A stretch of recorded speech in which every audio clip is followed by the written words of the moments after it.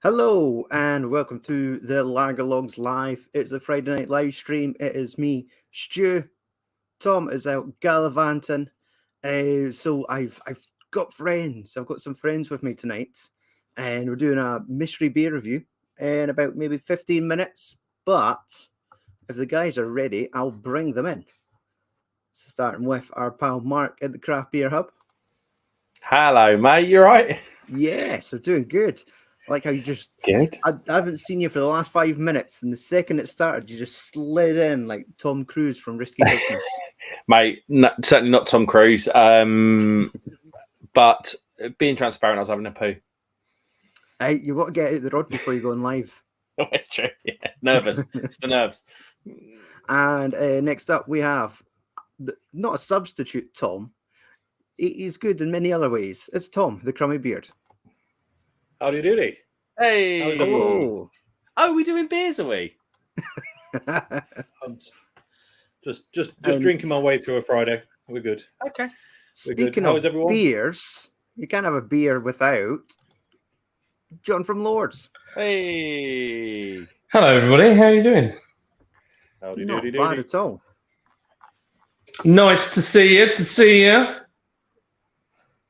Average. Okay, moving on.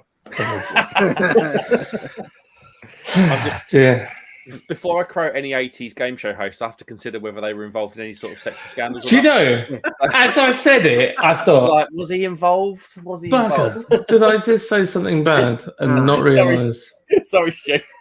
It's no, it makes complete perfect sense. I'm sure that list is being updated almost weekly now.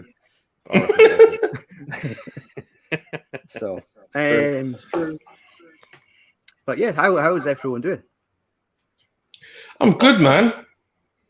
Yeah, all Excellent. good. Happy it's Friday, I think. Yes. Yeah, Happy it's Friday. I've luckily done a crummy beer pour. Oh, Look Jesus at Hello. Christ. Hello. Hello. Looks like I need a flake out the fridge. To be honest, I thought, yeah, we saw the head on that pint, but I actually thought the beer underneath it was bright blue. No, that's just the tumbler. It's a Kona. That is. Oh, he's got the Kona brewing glass, hasn't he? All right, It's I thought one you were way to make a looking for some 330 sort can fill a pint glass, I suppose. of- It is. Yeah, drop it on the floor, then pour it. Mm. I'll have a lager with you. I had this a while ago when I did an American beer review, which was ridiculously silly. But I had it then, and I was like, wow, I wish I had a couple more cans. And I went into Home Bargains, and there they were, just staring at me.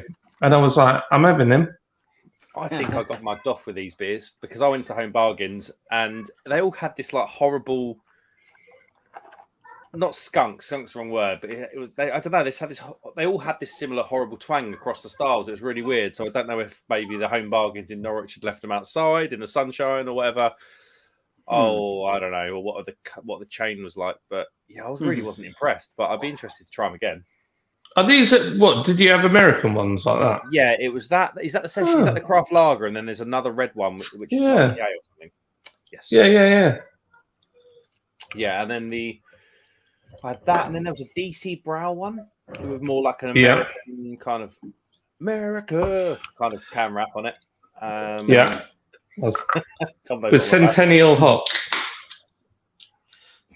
Well, they should know that, shouldn't they? They should do. So, Stu, enough about us. How are you doing, mate? We haven't seen you in a bit of a long time. How's things? Yeah. How's the lager logs? What's been going on? We've been kept busy. We've been working on a brewery tour video. Tom went to Black Country Ales for, I think it was Black Country Day. So they did a tour of their brewery, which is something they don't do often. And yeah, they were kind enough to let Tom sit and film the majority of it. And yeah, so we're just kind of putting a little video together of that. That should hopefully be coming out in the next month. But other than that, we've got some snack reviews. We've been eating all of those Walker's Max Strong crisps, the perfect with a beer crisp. So we done some of that last night, and the old beer reviews here and there. So we're busy. Sounds good, mate. Nice one. Mm-hmm. And it's good and putting all the wee videos together. Just thinking, right, this will be good, and right, we'll add these, and there's like far too many overlays to this snack review video. But every time someone mentions something, I've got the perfect picture that inserts the video. So it might look a bit cluttered, but I'm enjoying myself. I have to say, I'm excited for this. Yes. So, John, have you seen this? This is a duct tape wrapped can with the Lagerlog sticker on, with the only hint of what it might be or who it might be from is the top. With it being you told me about this earlier, and I was like, "Oh, now I think it's something Scottish." That would be my guess. Well, it'd be wrong not to, obviously. Mm-hmm. I do like we do like our Scottish beers. Mm. Yes. And I had some that's mostly what I have up here. No, it's fine. So yeah, honestly, I had one in mind. I'll tell you about the beer you haven't got. Let's go that way. So originally this was supposed to be what I was going to call a Q&A. So it was us answering beer questions we got last year. Q&A, that's brilliant.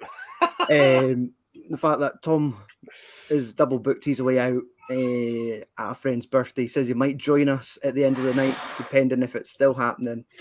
So I'm worried for what that might entail. But yeah, so the quick alternative was mystery beer review, and in my home bargains, they had a whole row of cans, like nice light green cans with the word cucumber on them. Oh yeah, I saw those. Oh, yeah, that's been over Instagram, the cucumber ale or whatever it's called. Yeah, I saw that. Real ale with essence of cucumber. And I was like, oh, these guys. And when I went to go pick it up on Sunday night, Home Bargains was shut. So I had to improvise. Interesting. Okay. So it is not a can of cucumber that I sent you. If they managed to make cucumber ale at 8.2%, very impressive. Yeah. Properly pickled. I think it's about the alcohol level it'd need to be bearable. I love a cucumber sandwich, though. I'm very posh, you know. Well, I'm all about my cucumber sandwich. No, not at all. I do like cucumber. You do own a brewery in a historic Yorkshire mill, so it's true. It's true. Yeah. Sorry, guys. I've been faffing with my camera because I feel like I'm leaning that way for some reason, and I'm on a gimbal and I don't know how to. Just lean the other way. No, it's not me. It's the room. Sitting there like that. Right, that's better. Yeah, your house is submerging. I hope not. It's blooming new. I'll be gutted. I'll be like, oh no. That'll be good. That's just my weight. I have had to move my bed to the other side of the house just to even it out. I thought you were going to say you got to annoy the other set of neighbours now. Yeah, well, yeah. Can you hear that? Can you hear the kids outside playing? A little bit. No. Yeah. But it's me because I'm wearing headphones. Oh, no, I can. Sorry, I can. Do you want me to shut the doors so you can't hear them? Shut that door. It's not an issue. Are those kids in your house, or are they just... No, they're the neighbours. Okay. Random kids. It's all right. It's all good. Do you like my new T-shirt? I got this free today. Oh, look at that. That is a brewer. That's a brewery owner's wet dream. That T-shirt is. That is, and I want to tell you about it because I might have been suckered in. Well, you've been suckered in by the fact that you called one of your own beers that very thing.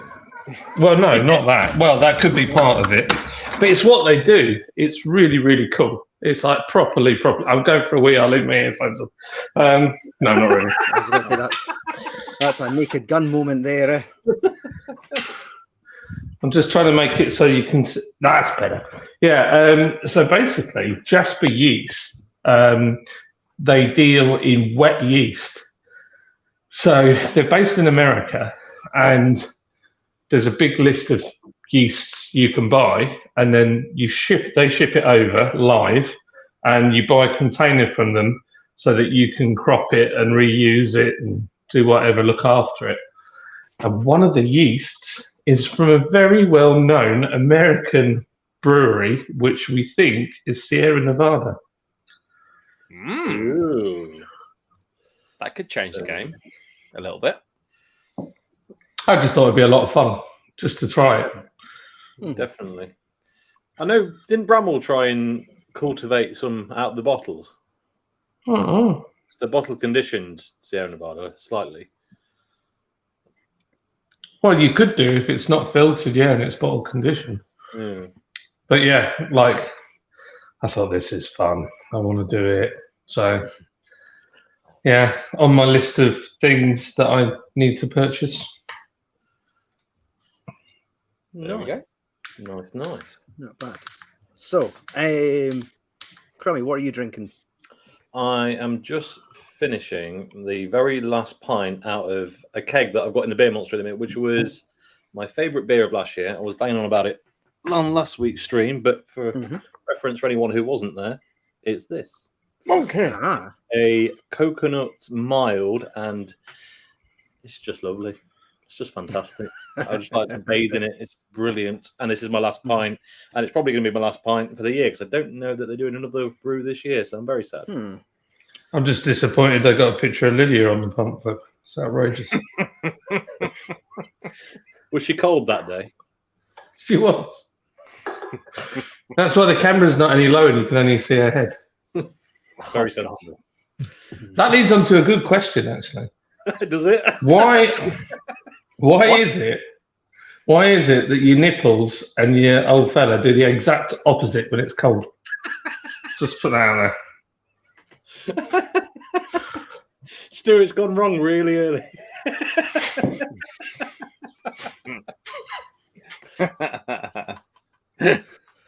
I'm sorry, Stuart. I'm sorry.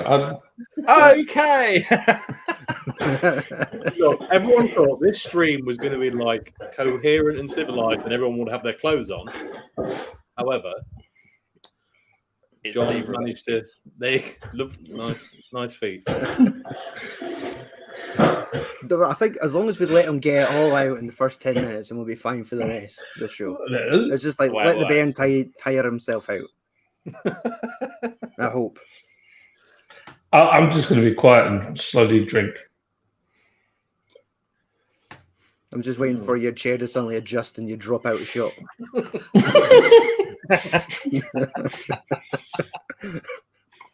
The timing would have been perfect. Yeah. Just opened up under your house, that one. No, I forgot to say, I'm drinking a Caesar Augustus, the hybrid lager IPA from Williams Brews. I don't. I love their beer. No, I have had that one a while back. I can't remember if I liked it or not. What do you reckon? Yeah, I quite enjoyed it. They had it in cans last year, and it was a different design. It was like pink and purple. I think actually I was doing a stream with Marc when we were talking about the Heaven and Hell beers, and I said Caesar Augustus is one of my favorite sort of summery beers. So, and yeah, I was looking at my fridge today, and there's so much beer that's for review, that's for a video, that's too high ABV, and I need to just buy just some normal drinking beer. So, I'm glad I'm not the only person that has this. I've got 50 vessels of beer in my fridge, and I could probably drink 2 or 3 of them casually on a whim. But I just, as displayed here, and in my fridge, I just bought a shed load of German beer from Beers of Europe to alleviate that problem. And I put the caveat in the video when I done the unboxing. I was like, some of these might make the channel, which means most of them won't. Fair. So nice. So, we're on 8 o'clock. So let's finish our beers first, and then we'll move on to the mystery beer review. Sounds good.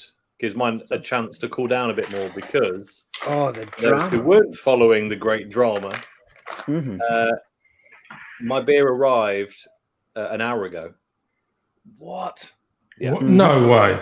Yeah, the beer for this arrived at 6. It was an hour before the stream started. It arrived at about 6:45.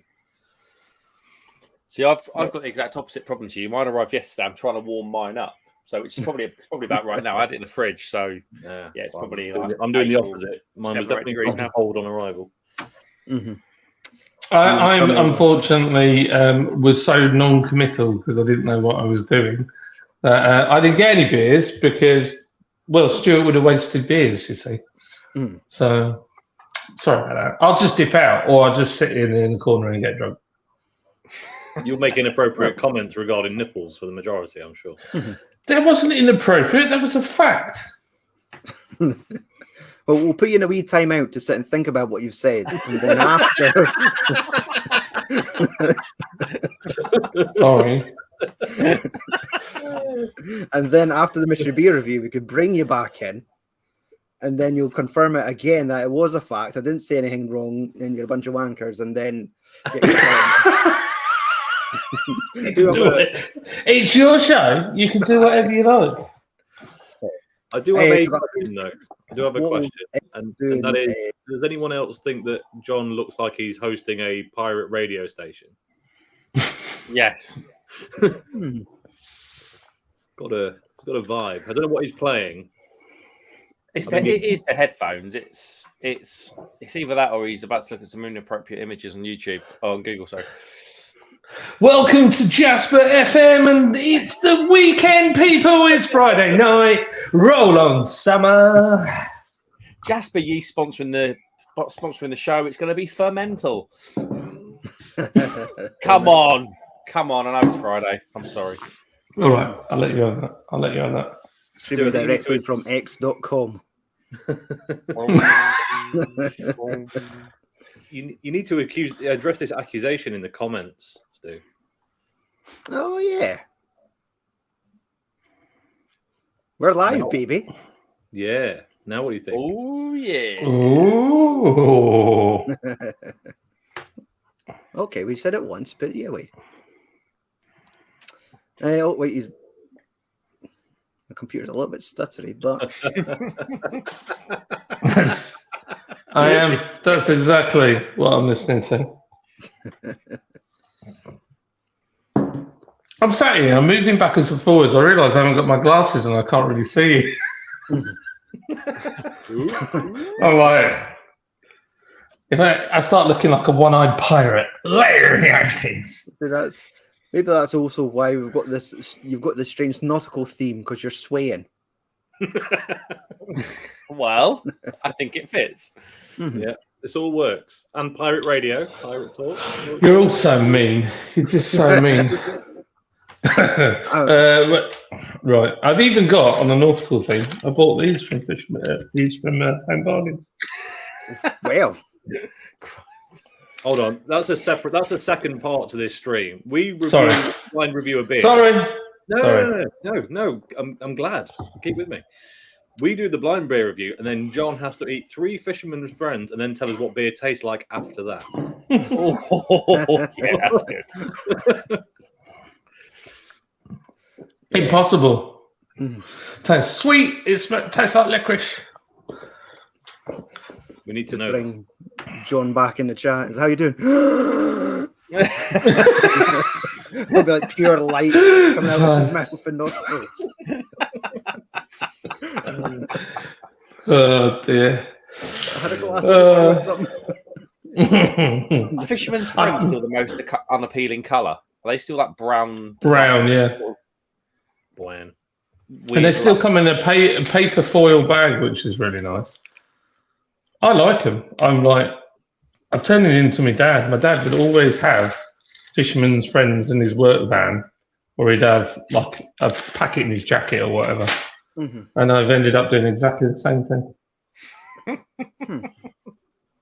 Fair. It's always nice to give it to someone's kids as well, that have never, they see you have one and that, can I have one? And you're like, yeah, sure you can. They're like, 2 at the same time. No, take the packet, share it with your cousins. Baby. Just the sound of children crying in the distance. Mm. Yeah.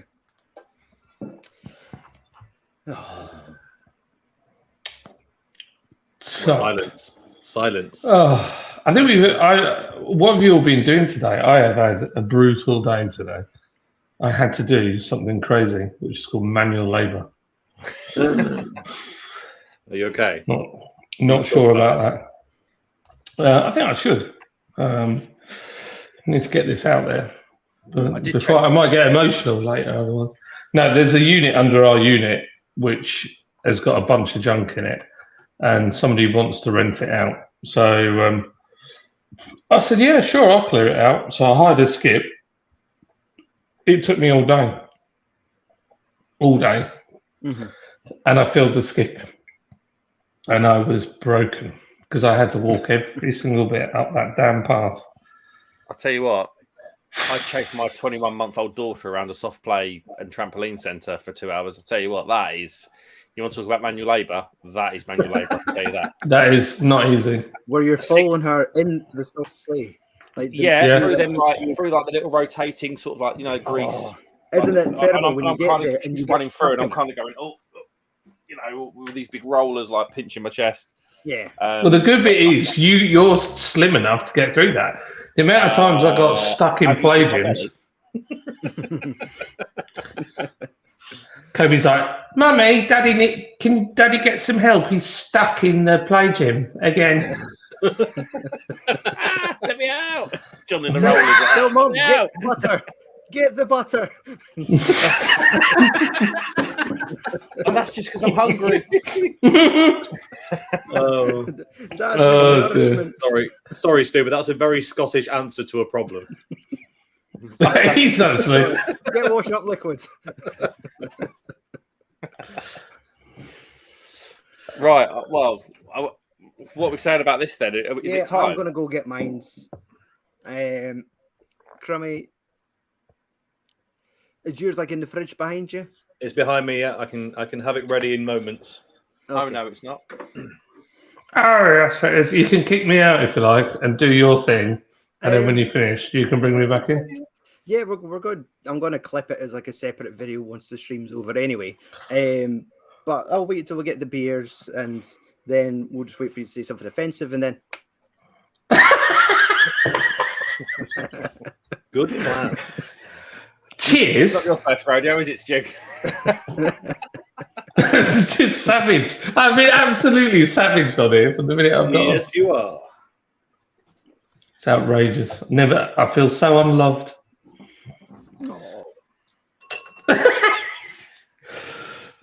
He's gone. What the heck? He's deleted himself. Stu, we've taken over. I'm just going to get a beer. Look at my living room. Oh, well, I like the textures. So, excuse me. So, did you just fart, Crummy? No. You animal. Was it the table? Tom, matchy. Matchy, glassy. I was like, what do I do? I was like, what glass is the perfect tasting glass for every single beer type? So we've gone to this in a bit, but we know the ABV of the beer. That's been left. We know it's big. I was like, we need. So there's probably a limited amount of styles that it can be for the ABV. So you need to get, no matter what that style is, you need to get it all in the glass. Yeah, that's kind of what I'm thinking. So I went for the big boy. Yeah, me too. That's where my mind went. Exactly the same. So fat and sexy. Get in my belly! John, that kitchen's looking very dapper, by the way. Do you like it? It's not bad, is it? It looks good. It's got the alignment though of like a Cocker Spaniel threw it in. Nothing lines up, so I've got to. They're coming back to sort it out. Okay. Imagine panel gaps like a Tesla. That's what it's like. It looks good from a distance. That's what I can tell you. Yeah, thank you very much. All right. So, if there is people in chat, I'm not going to be addressing any comments just for like the next 10, 15 minutes, just not to interrupt the flow of the video. So just feel free to watch along. And yeah, so just hang tight, John. Right, see you later, alligator. See you in a sec, mate. Okay, so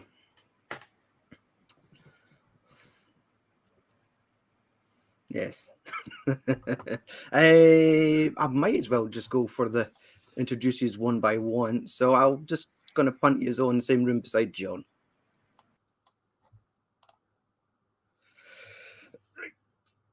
Okay, hello and welcome to a very special mystery beer review. It is me, Stu. Welcome to the Lords channel. It's Friday night.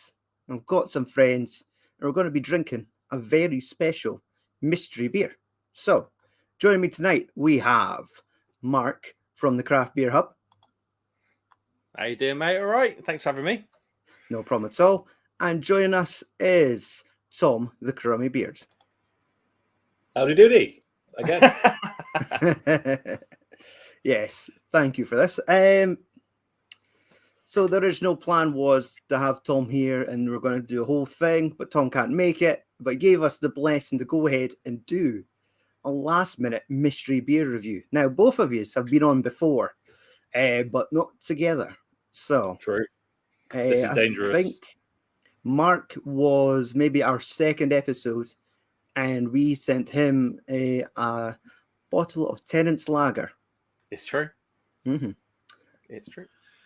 And for Tom, I sent you a tin of, I think it was the Orkney Brewing Company's Lock, which was a strong lager. No, a strong ale.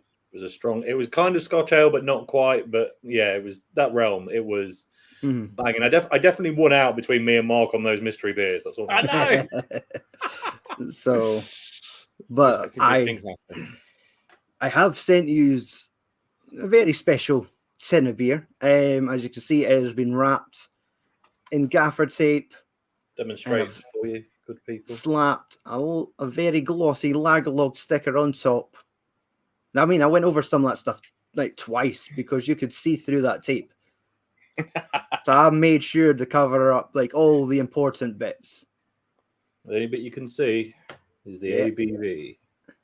So I didn't want to kind of let you start drinking and go, whoa, wait a second. I felt that's a bit creepy just to kind of chuck you in the deep end. I thought, let's be transparent. You could know what you're getting into. So, yeah, I think it's now time to crack these beers open and get a wee look and a sniff of the brew. Okay. Let's do it. I will awkwardly open mine underneath the table because it still has He's not wrapped his own. Oh, hello. So She's a lively old girl. Mine only arrived an hour ago, so it could be very shaken up. Yeah, mine was a bit lively. And This looks good. The crazy thing. Sent it out on Monday afternoon. Yeah. And we got midweek, and I think they still hadn't shifted. Was it Thursday? I think, Marc, you got your beer? Yes, I got my beer Thursday at about 3:00. Mm-hmm. And Crummy, like not even 2 hours ago, that eventually was launched at your house. Yeah, this has been at my house for an hour and a half at this point. So, and I mean, interesting. Sent away at the same time, it just kind of shows you the work ethic of the every drivers in your area. Indeed. Or the lack of. So, there you go. Yeah. Looks good. It does, doesn't it? It does look good. I make assumptions when you send me beer. I'm like, it's going to be Scottish. I'm pretty confident. That's all he's got access to. Mm-hmm. And then when it comes in with a high ABV, I'm thinking, right, it's either an Impy Stout or an Imperial Red or a Scotch Ale. And this is not that vibe. Yeah. This is West Coast IPA all day long for me. Maybe a little bit lighter than, but yeah, It's a bit too sweet. I'm just going to take a It's little. very sweet on the nose, like lots of like melon notes. I'm getting melons, definitely stone fruit, but there is that kind of burnt, bitter orange in there for me. Slightly resinous.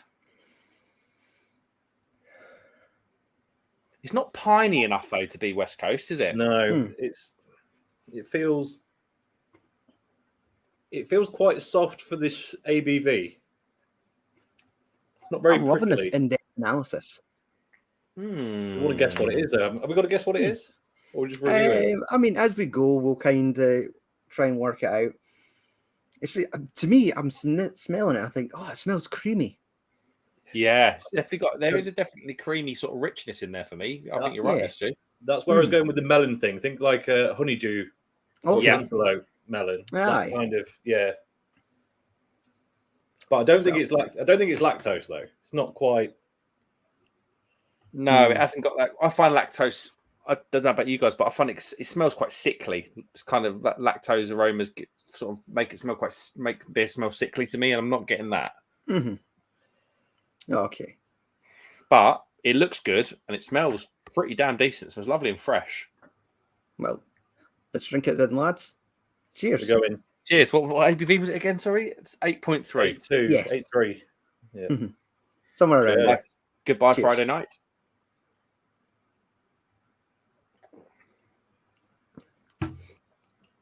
Oh. There's a lot of flavour there. Cool. Well, there's a lot going on. That's oddly easy drinking. Yes. Smooth, which is worrying. Maybe this is what part of my transparency. Now, let's just be careful with what we're walking into here.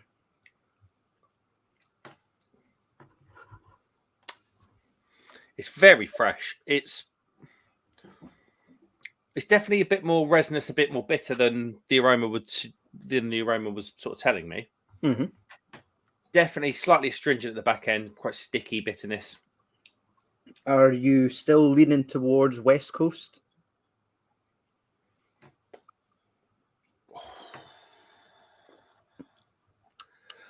I don't know if it's going to be defined as a West Coast IPA, but there's definitely West Coast. I think we're going to see some Columbus, some Centennial in here. Oh man, you're breaking it down to the hops now. Yeah, because it's giving me that kind of. There is some classic West Coast cues in there, but it's not entirely West Coast for me. I think there's some Citra in that. Oh no! Oh, Tommy in this Citra. It's not a lot. It's not a lot. I don't dislike it. There's definitely other stuff in there, but there's this tiny kind of astringent hop character. You know, said it was a little bit astringent on the back end. Yeah, and that's what I think. I think that's the Citra doing that. I think that's just a little bit. It doesn't tell us the hops in there. So, but it's definitely got a nice element of sort of caramelly sweetness. Probably a bit. I don't know, maybe a bit of sort of caramel because it has got a bit of caramel sweetness. The colour suggests a bit of caramel. And I feel like it's quite like it's got quite a loud flavour to it. Like normally when you have a beer and you have a couple of sips in, the flavours kind of settle down and then you're just drinking just like a nice cold ale.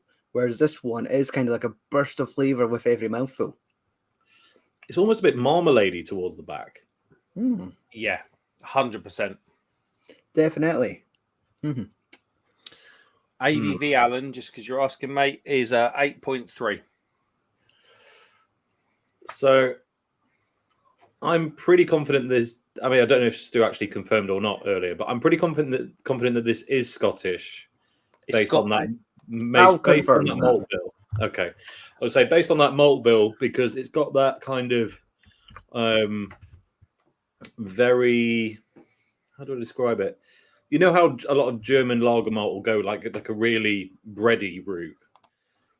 Yeah. For some reason, Scottish brewing tends to do that, but then it's almost a bit more rounded than that, and almost becomes a little bit cakey. It's like another malt depth level up, and I feel like that's probably detracting from what the real style is. It could be misleading. I think you're right with Scottish. You said, sorry, Stu, you already said Scottish. Yeah. And the reason I think it would be Scottish is I just find it so clean. There's no kind of sort of, with the water, it can bring sort of funky flavors, slightly minerally if it's treated. Yeah. It's just clean. It reminds me of those Glen Spean beers that I had from you, Tom. It's kind of got that. Do you know what I mean? The water's it almost isn't. Obviously, beer is 99% water, but it almost isn't there to the point you don't want to talk about it. So you can, from that perspective, I can definitely say that. Yeah, I can definitely see that being Scottish. If you stick your nose in it now, is there something a little bit charred, a little bit? I don't want to say peaty because I've said it about a lot of Scottish beers, and I don't think it's quite there. But there's like this. Just kind of slightly. There's just maybe a slightly earthy tone. Yeah, there's this kind of deep earthy thing that I don't think is a hop. I'm not getting peat like you say, and I get sort of lavender. Not lavender. What do I mean lavender? Sort of like a heathland sort of weed, a heathland flower. Flower's pink. Do you mean you mean heather? Heather, yeah. I normally get sort of a heathery. Oh yeah, like Williams Bros do is it Froch or Froch? Yeah, and that's like a heather ale, I think they call it. Okay. Yeah. Previously, I'm sure I've said it before, but previously known as the Heather Beer Company because that was all they made for a while. Wow, yeah. Is that? Yeah, you know what? I feel like I've seen an old video, one of Simon's old videos about that. But it does smell quite floral. It's not. It's not. I'm now sort of putting my mind into it. And hold on. Have we just walked into a massive clue? What's it called? Williamsboro is doing an IPA that's not this strength. I don't know. It's a bit more astringent that though. I don't know. Oh, it was part of one of their beer festivals. It might have even been a permanent fixture on the Audio Lidl shelf a little while ago, a year or 18 months ago. It's definitely a permanent fixture in Scotland because my other half's dad buys it for himself sometimes. I can't remember what it's called now. The one Williams Brothers beer that I know, obviously, that this isn't is Guava. What was it called? Shea Guava, the lager. No. Oh yeah, I remember that. I actually found that all right. I had a can of that on holiday because it's quite a light beer. But yeah, that was the first of me noticing that Williams Bros have like a totem pole range. Yes, and you can kind of stack the cans. And I was like, I've seen them for years, and I've never once put that together. That there was a totem pole, and it's like, oh, of course. I want to say now I've got floral and heather in my head. I can't get it out now when I smell it. I wanted to say it was something like Jasper, but then it was because that was what John had on his T-shirt earlier. So I think that might be. No, this is not like Darren Brown where there's all this subliminal messages and suggestions. I didn't send John a T-shirt instead of a beer. Wear this and dance around.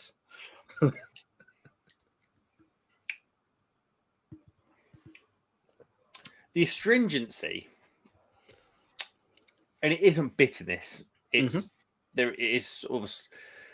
I suppose it is business technically, but it's kind of the astringent stickiness comes across almost bordering on like a bit chemically, if you know what I mean. A little bit kind of artificial.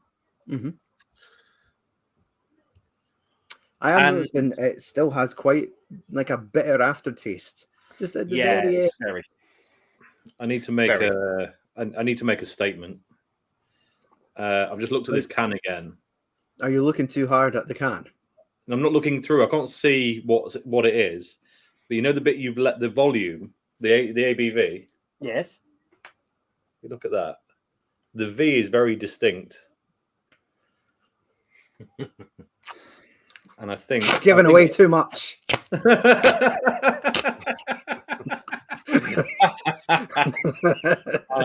Okay. I don't know what the beer is because I've never had anything at this strength from them, but I am fairly confident it's a Williamsboro's beer based on that. Mm. I would tend to agree because Although, I think it tastes better than most Williamsboro's beers. So if that is a Williams Brothers beer, that's one of the better ones I've had. Yeah, 100%. And I'd be interested to know if it is a Williams Brothers beer, if that came from Aldi or Lidl or not. Because if that's come from Aldi or Lidl, because you talked about home bargains earlier, if that's come from Aldi or Lidl, your Aldi or Lidl game is way better than what ours is. Yeah, to be fair, if this is less than $4.50 a can, I'm going to need to know where because I'm in Scotland week after next, and I'm going to go buy a load of it because it's actually very good. Yeah, it is very good. But I am getting since I said heather, I can't get that floral note out of my nose. It's literally up my nose. I think that's just a side effect of where it's produced, though. I don't think it's an additive. No, but I don't drink a lot of those type of beers, do I? So when I had those Glen Spean beers, I was saying to you, I think it was the Snow Goose Lager that was really floral, and it would like smack me in the face with how floral it is. Yeah. I think floral notes are something I can pick up quite well. I don't pick up a lot of things well, but floral notes are. Okay. I just can't get it out of my head. I'm the opposite. I don't do floral well at all, so it's not really bothering me. Interesting. Style. What have we got to guess something further? I mean, I think when we did our Tennent's beer mystery beer review, Mark, you were guessing what town it was brewed in. You were very optimistic. Yeah, because it tasted really Burtony to me, which you just tasted it. And I think I was on the right track with like mass-produced lager, but I was just in the wrong country, not only the wrong town. Yes, it just had that mass-produced, slightly metallic, mineral-y thing that was going on, which reminded me of Burton beers. Yeah, I'm not going to guess where because I'm pretty confident based on my memory of their designs that it is from them, and I can't remember where they brew now. It might be Glasgow, but I really can't remember. Based on the strength, style wise, it's not enough for a triple. No, double IPA, possibly. Could it be? Yeah, let's nail down a style, and then we'll reveal it because that's it. We don't spend too long on these, and there's so much more to tell you after revealing the beer. So, Mark, what style would you call it? I'm really divided. Double IPA, double West Coast. I'm going to go double West Coast IPA.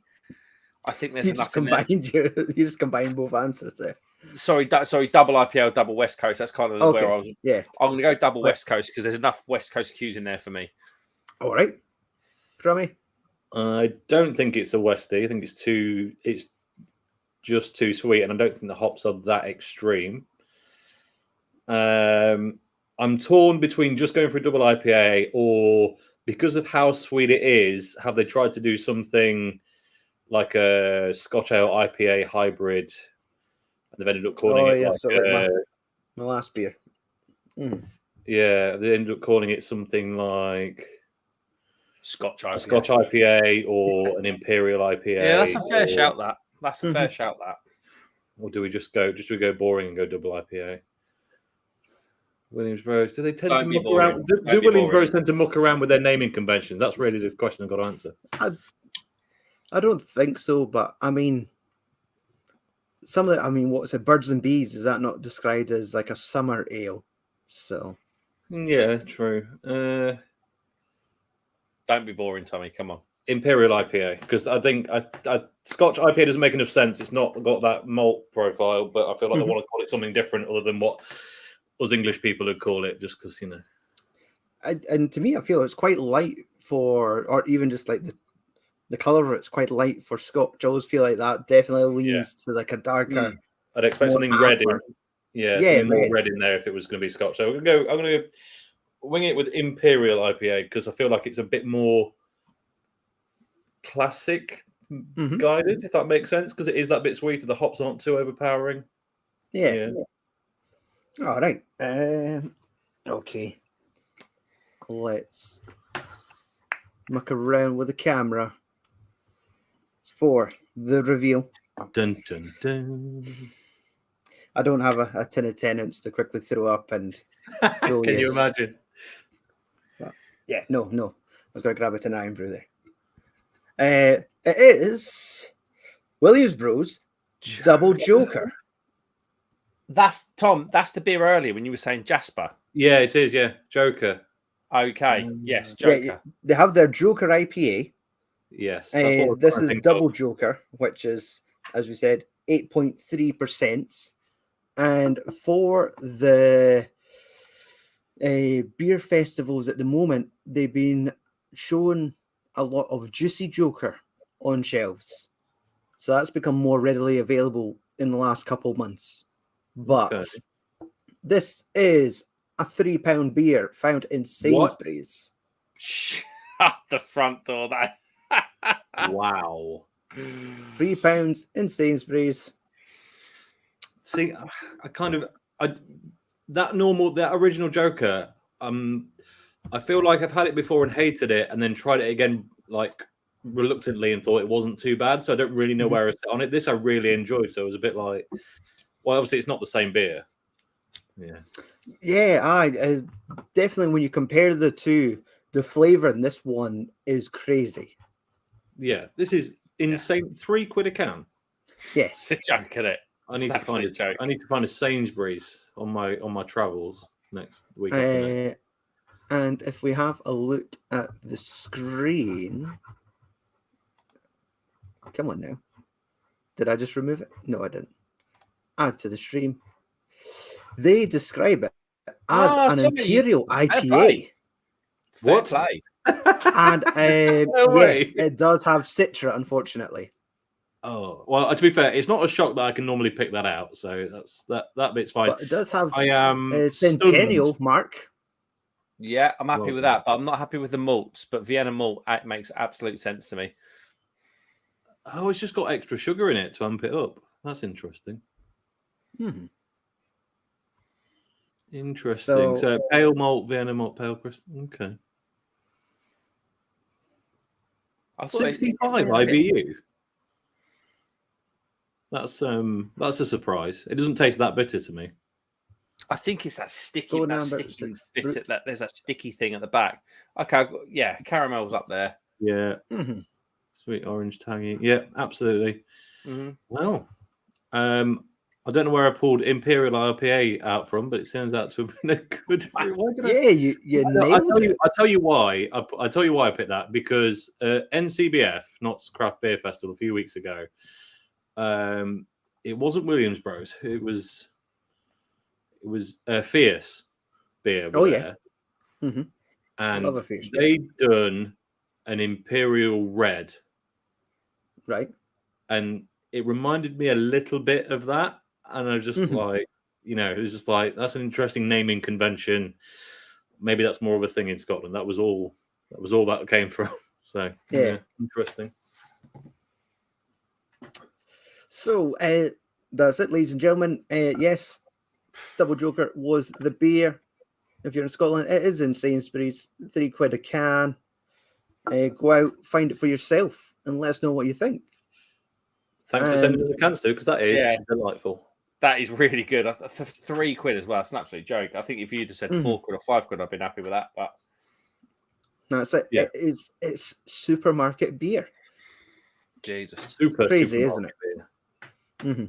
So, as imagine if you're watching this video, you're probably already well aware of the Craft Beer Hub and the Crumby Beard. If not, there's links in the show description. Check them out. Subscribe if you haven't already. Thank you, mate. But yeah, till next time, feel free to like, share, subscribe, punch your mate in the arm, and tell him, why aren't you watching this? This is amazing. All right, till next time, I'm Stu.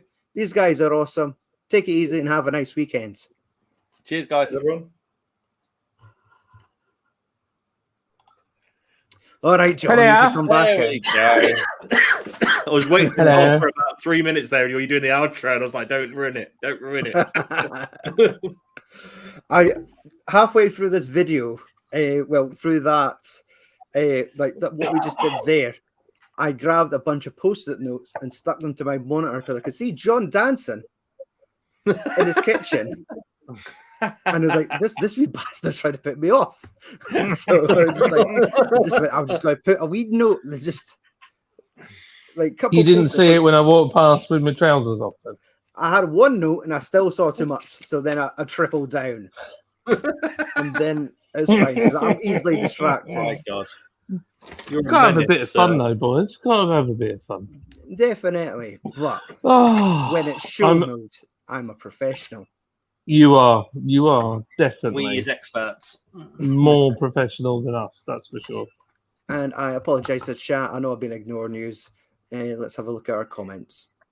I'm not used to having a chat. I did a little bit of social media whilst you were gabbing away. Saw you share. Thank you very much. There's So what we Andy. discovered is Crummy and Marc have no idea what the beer was. I did Sorry. say double West Coast, and that's not bad. It was predominantly hot. That is Hold close. on a minute. Tell you what, that's a win. I guess the style they put on their website, but not on the can, which is odd. But I'm kidding. I knew I'd set you off. It's fine. yeah, okay. We Mm. say All right, Sunset Coco, be quiet. Brutal. Just absolute slag. Oh, he's got 8% in him now. He's unleashed. Yeah, he is. It's I like, would never, ever, ever mention Sunset Coco. That has to be one of the You liar. camera right at the front of my bar that I'm oh now. yeah, yeah. The video that I was watching, Lydia filmed me. She filmed my reaction. She was watching me because you mentioned it that many times, and I was drinking a beer, and then you did it and you pointed and she looked at it. And I was just like, honestly, So the horse box past you as you walk up. Yes. So you have to walk up the shallow ramp to get to the bar, and then Yes, on your left, within arm's I've reach, been following your videos. is the Sunset Coco. Is that the can wrap? Yeah. it is. Does Stu know about the beer, or is he? What? Yeah, It was there's a terrible. little bit of context missing here. So Okay. basically, we made the beer, and the essence we used. No, so you need to go before that. No, before All that, right. Go it was before that. chocolate orange porter. the All right. original one What was it based amazing. upon? Like a Terry's So- chocolate orange. Yeah, this tasted more like nothing like that, any of it at all, and tasted Oh, like like the Tiny Rebel one then. yeah. It basically the orange essence we used was the same orange essence they use in washing up liquid. So everybody's brain made the link of washing up liquid as they drank it. But the So problem, everybody thought it tastes like soap. the problem Hmm. was, John, you'd base the beer on what is one of my favourite Iconic. Lords Brewing Yeah. Company beers. It's probably Yeah. top 2 or 3 for me, if Right. not number 1 in the Bandon Car. Now the Bandon Car is an Irish porter. It's no nonsense. It's a bloody good. It's a very probably one of the better porters I've ever had. I'm not just saying it because you're here. I will say that. And then it was like where's this going to go? It was almost like Blue Monkey doing the Gorilla Stout thing. Gorilla Stout's fantastic. Just add a bit to it, and it was like, oh. It was so disappointing. The original test run was incredible when we first made it on small batch. And it tastes like tiramisu, and it was just unbelievably rich. Hmm. But then when we tried to scale it up, it was like mad money. So we were like, oh well, we'll change this and we'll change that, and then it was just pads. We're like, we'll never do that again. So Does learned a the lesson with that Lager one. Logs can go on the shelf somewhere? Yes. Yeah, absolutely. Oh, Definitely. It's gotta. If you've got 2 of my cans, take one of mine down. I need to find somewhere to store it because I don't keep old cans anymore, but I do want to keep this because it's very nice. There we go. It's up there. the sticker might peel off. So Ooh. It's not going to make a difference to my very, very, very amateur setup, Stu. Honestly, it's probably going to make it look better. if I'm honest. So- I So was going to better. send you stickers for your horse box, but Oh, you should have done. I might do that. I've bought some because we're going to be traveling in the next couple months, and I kind of want to go to places. I mean, I spoke about last week. We're going to go to the pub that was the birthplace of Iron Maiden, and I just want to kind of get to like a lamppost outside the pub and slap a Lagerlog sticker on it. Just That'd sort be of like cool. the sort of pubs that kind of get like our seal of approval. Just kind of slap a sticker nearby. So yeah, I've got about 10 of them, and if anyone wants them, I'm happy to post it out. I have a question about the stickers, though. Very cool. Yeah, Why is Tom clothed? I know. Yeah, that's a bit odd. He should be wearing lingerie. He should, definitely. And preferably some sort of Braveheart Oh wall yeah, paint as face well. paint. Yeah. Yeah. Dave Lamb, who made that art for us, that was before we were properly unleashed. We were still just like this quiet little podcast, and David Lamb, who's our friend, but he's also like this great artist in Canada, was doing daily portraits throughout lockdown, and one of them was us. So we took that and used it as our logo for the show. Nice. That's good. So, Yeah, it's very yeah, nice. it was painted on like a little canvas, where it's almost like the size of a postcard. Yeah. Oh, So- that's nice. Well, I'll definitely take a sticker for the new bar. We'll put one in there. Definitely. 100%. That'll be up in our bar somewhere, mate, for sure. Yeah. Mhm. I but- came up with a name for your bar when I was driving to Manchester last week. This week. Because we And, haven't officially named it yet.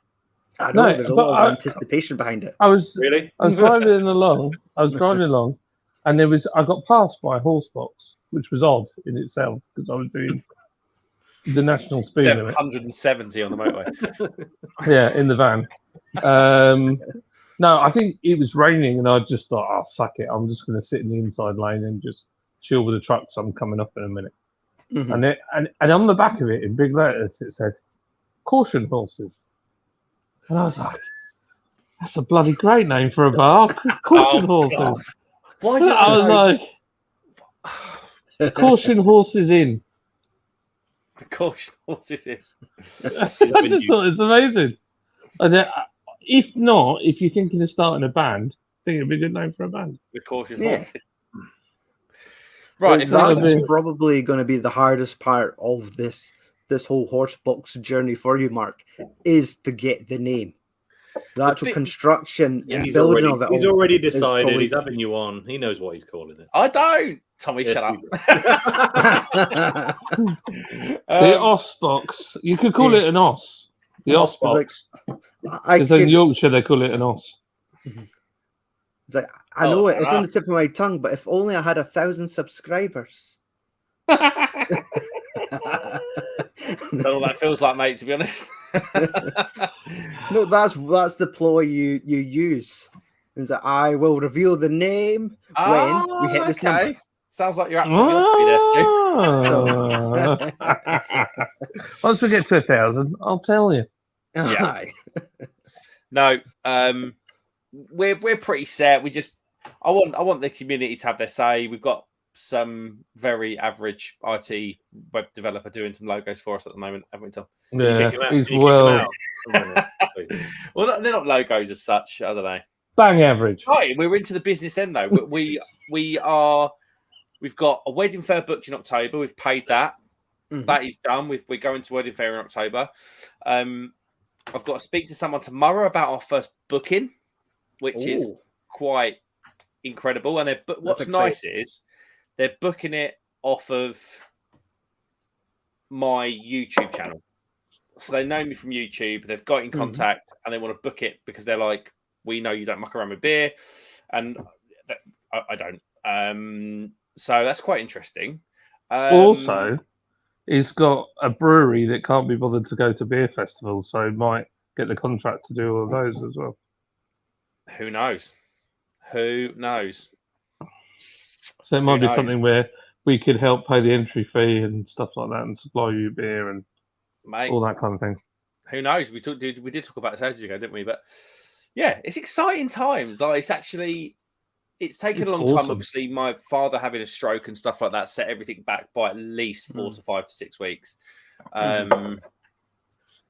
and yeah, it's but quite quickly we've got back on top of it again. We're still nicely in time in terms of the time budget with the Wedding Fair in October. We've done one of the hardest things was what the hell do we put inside of it? Like, how do we decorate the inside of it? And it was like, we are beer nerds, so let's just make it what we would like out of. Like, I was in a really cool little micro pub the other day in a town called North Walsham, right at the north end of the Broads in Norfolk. Mhm. And they had, I know it's simple, I know it's done all the time, but they had all the pump clips on the ceiling. And I was just looking, and I just love the artwork. Some like looking at beers that I've had, looking at beers that kind of I remember my dad drinking or my granddad drinking back in the day, and it just like that ceiling told a bit of a story in a weird way. So the walls of our horse box will tell a story for craft beer drinkers, including myself. My failure. And yeah, just look, just like I say, go up, just up the ramp to the left. I'm going to bring you some labels down next week, so make sure you've got some space in your old rucksack. Yeah, no, that sounds good, mate. That sounds good. Yeah, look, yeah, but you can only have them if you cover up that sunset. No, kidding. You should have a post-it note that says "Ask us about the sunset." I love it. I love the banter. Don't you think though? That's the fun of all this. It's the banter.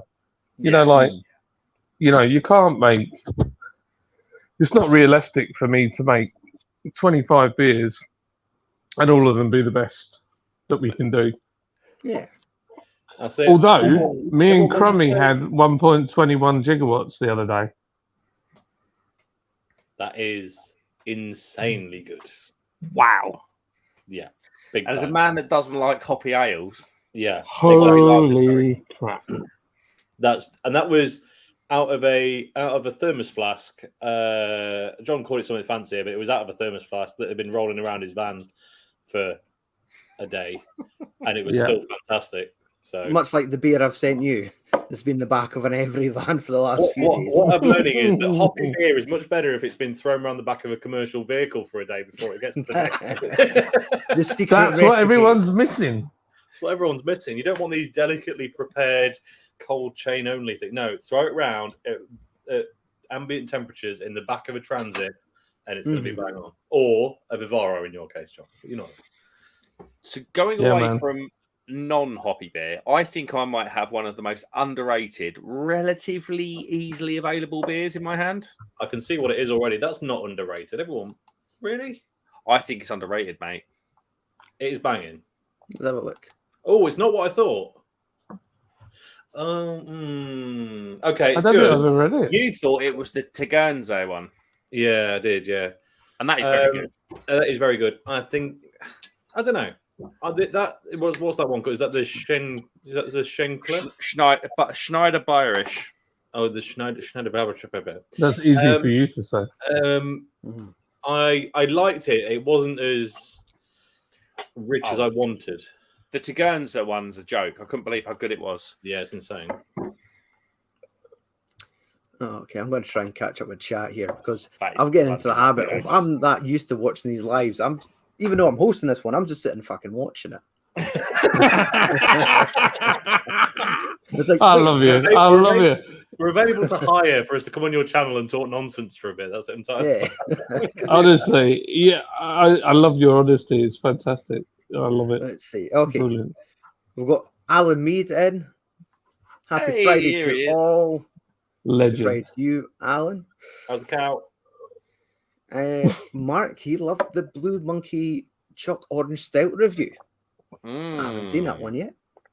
Oh, mate, thank you. I definitely did mention the sunset in that one. That's just mean. That's just mean. He's just picking at that scab, isn't he? He won't let go. So I've got an itchy the beard. Beer Monster vid was great. That coconut stout sounds unreal. Praise hands, smiley face, pint glass. Cheers, Alan. It's cracking. I'll tell you what. I found the company that makes the beer companies in China. You're going to do your own Lords Brewing Co. ones? Tempted. It's a lot of money. How many What, units? to rebrand a beer monster? Yeah, so we could import them. Well, How you're many talking units 10 you got? grand. Got to buy a container full. Really? So yeah, What's that? Few thousand units? yeah, you're talking well into 10 Gs. But I think you can move them. Yeah, I think you could. I'll tell you what, I saw a very similar model being sold in Home Bargains. And I saw it. Yeah. There was obviously a massive pile because it had a massive sign next to it. And there was only like 2 or 3 left at the bottom. And I was like, wow, that probably would have been a massive pile, but everyone's taken them out. Yeah. And the thing is, you got to remember, the PD Pro, which came out less than a year ago, only just came out with temperature control. Okay, I think you can do it from your phone or whatever you can do, but who honestly cares? Do you change beer? You set the temperature when you put the keg in, don't you? It's true. No, you do, don't you? You don't go, Yeah. Yeah. Who's laying in bed going, oh, you know what? That stout needs to be 2 degrees warmer. I need to ramp it up, darling, to 12. I can imagine some of you do. Laying in bed thinking, damn it, that stout's too cold. I saw your 2-year review of this, Tommy. Nice, and I do agree with you when you say there's some funny little kind of... It's quirky. It's quirky. There's funny little things with it. But I tell you what, none of those little quirks outweigh the value of being able to go down your local that's 5 miles down the road and pull beer out of it and stick it in. Because all the breweries now are doing these 5-litre mini kegs. All of them are doing it nearly. I went in Home Bargains. They were doing Warsteiner 5 litres for 15 quid. Yeah, I've seen that. And I checked. I picked one up and had a look, and it's like brewed in Germany. Yeah, it's proper German stuff. What's that? £1.50, £1.60 a pint? Yeah, it's nothing. Nearly. Next thing. Look at Lids needs to take a washing down. She left her tongue on the line again. It's blocking out the sun. I'm gonna go get another beer, slags. Right now he's gone. I'm gonna wind him up now. Oh no, it's orange. Oh, I wish I could go down to the van on stream.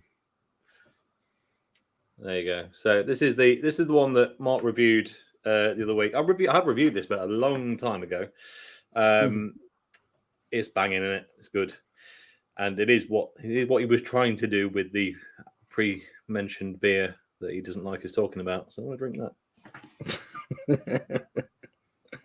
Just tightening the screws. Just a little bit. Yeah. Just a little bit. What are you on now, Stu? I haven't. I've just been sitting sipping water because I didn't want to dive too deep.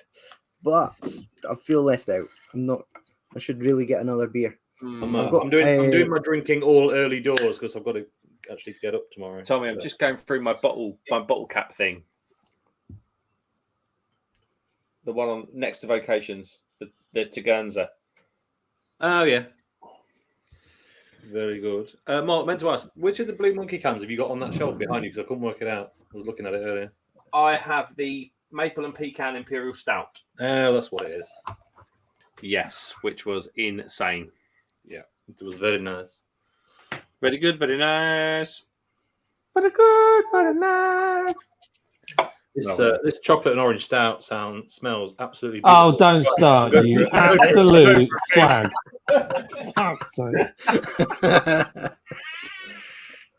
Yeah, that's what she said. That wasn't even the door. He just cackled on his way out. He did. He's got a sex dungeon, a fairy sex dungeon in the next room. It's quite impressive. Well, actually, have you seen that, Marc? Did he lock you in there? What you don't see is all those neon lights. If you slide those shelves back towards the camera, which they do, as you do that, there's these arms that come down, and that's where the whips and chains drop down. See, that's what the podcast was missing. Yes. Well, guaranteed viewers, mate. Mm. I mean, there might be sort of all with bright blue hair and wearing different things, but it's viewers. Nothing like a pair of crotchless chaps to cheer somebody up on a Friday afternoon. Oh, God. Okay, we've got our lease through for the bar. Yes. We're going next week to take a bunch of photos of all the stuff that's been left there and the condition that it's in, because we've got It's bad, a mate. mate. Yeah, it's bad. It's like a tornado ripped through the building. I remember being online with you. It's not too bad. I've seen worse. I mean, if you saw the inside of our brewery, it was horrific. So we've got to take a bunch of photos. The lads are coming down. So I might film like a prequel of this is the bar. This is what I've got. This is where I'm starting from. And see what the uptake is. Mm-hmm. And then I need to take some photos and do a mock-up of the signage on the outside to make sure the landlord's happy with what I'm going to do. Mate, do a build diary. Everyone knows you're working from scratch. Yeah, got to be done. Yeah. I want to see your face pop up on YouTube. Is that when he's not crashing forklifts? And yeah. Yeah. Oh, what's that? Oh, a client. Sorry, Mrs. Harrison. But yeah, I'm gonna go. You gotta do some silly videos sometimes. Mm-hmm. Nobody wants to see me doing the forklift properly. They want me to see ramming it into the wall, not paying attention properly. Like, do you want people to think we're perfect? Yeah. Which we obviously are, by the way. We just have to make ourselves more relatable to the viewers, don't we? Oh. Bye, Stu. That was nice having him. So, welcome to the Lager Logs. And today we'll be talking about nipples. I'm Tom, by and the how way. much grease you need on them. Hold on, you're Tom. That's going to get confusing. Yeah, that hold on, but you are the most likely to take your clothes off, so it might be true. Hey, Tommy went camping with me 2 weekends ago. He knows. I reckon he's the most likely to take his clothes off. Who? Yeah. Me? This man right here. Yeah, I'm pointing to you. You are. Yeah. What, when we accidentally, when you did that beer thing, and you were talking and you were in depth on a beer, and then I walked past with my bum out. Yes, exactly like that. Yes. Yeah, when you were sweeping the brewery, and then yeah, I thought you chewed a broom handle.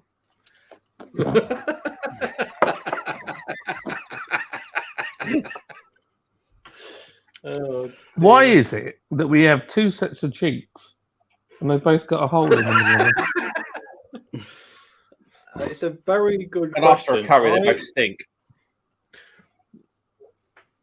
I wasn't expecting to come back to such a deep conversation. Well, I'll be honest. Did you ever consider that the lager logs might have a secondary meaning?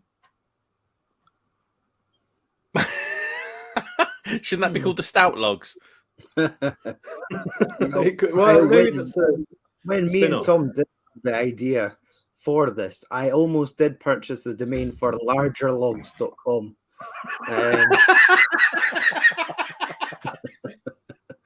That's a very niche website. Yeah. John I looks thinking. I'm trying. Sorry, somebody's texted me, but I need to answer them, so I'm just doing that. I can't see you. You could be saying it. I can hear you, and you can hear me, but I'm just quickly typing this. It should have been called the Lager Trots. The lager rendering. Rendered lager. This is Aldi or Lidl? Aldi, yeah. Aldi. Or Aldi. Yeah. This was like kind of in their clearance bits, so these are all beers I was going to have tomorrow. What a shame. Hello, darkness, my old friend. My mate Andy is determined to get me to play D&D, and it's not for me. What's it should that? be D&D? Dungeons and Dragons. Oh, mate, you need some stronger shit than that if you're going to play Dungeons and Dragons. But what he is bringing is a Dungeons and Dragons a drinking game. Okay. So it's this is what it's. I'm going to put the wee Frozen John in the cupboard now. Yeah, there we go. In the cupboard. So yeah, this is Harry like an actual drinking game for Dungeons and Dragons. So I imagine whenever you take damage, you take a swig of beer.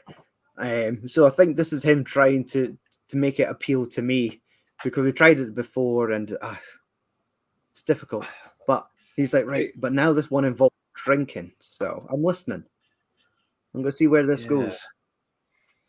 I I understand. feel like I should be creative.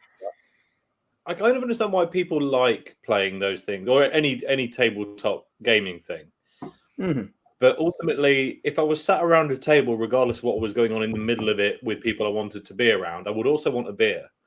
And then soon quickly realised that I'm more than happy just sat around the table with the beer without the distraction of the game. Yes, having sheets of paper with stats and I don't want to have to do admin during beer time, is what I'm saying. Yeah, and be in character. Admin.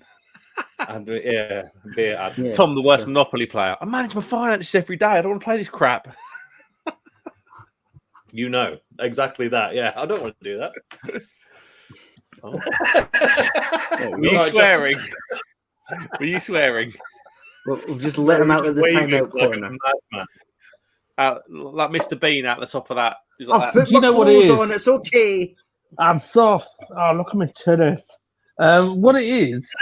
No. Look, my chin looks like a I'm vagina. gonna give you a couple minutes to cool down, John.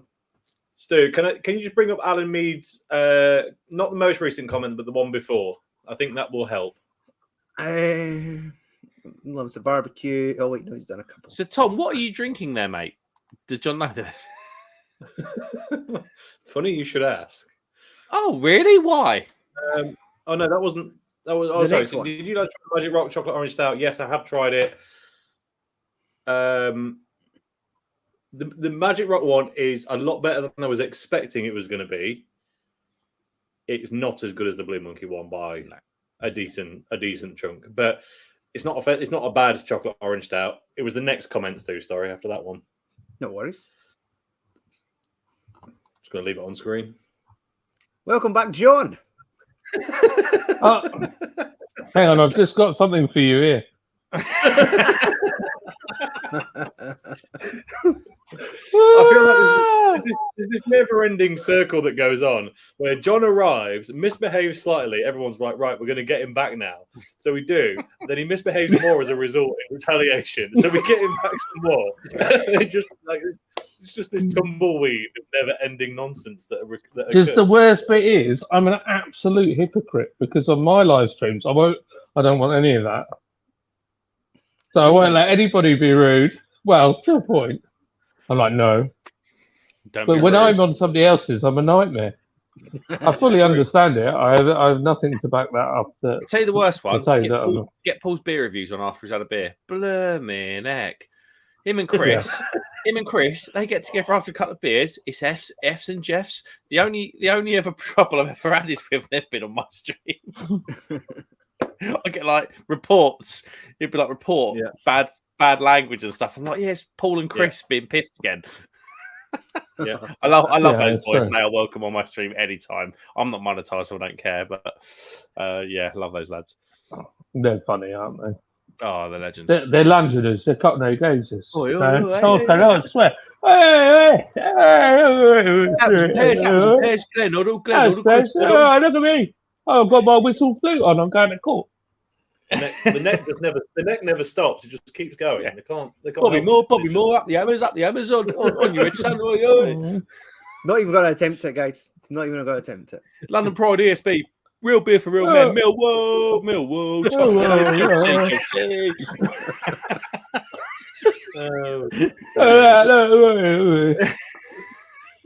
The double IPA has kicked in. And you don't use the word, do you know, or the words, do you know what I mean? You say, Jameen. Jameen. It's kind of like a chamon. It's chow mein, but you replace the start with a J. Yeah. Jammy. Jammy. Every time you Char- say it, Charlie you use Pull. less syllables. Yeah. Every time he says it, Chinese Paul, Chinese Chris. Right. Jammy. All right. Chinese Paul.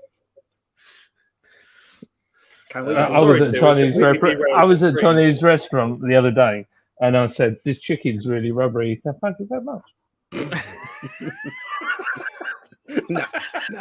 No. No, that's not good. Oh dear. Oh. We need to apologise to Stu endlessly.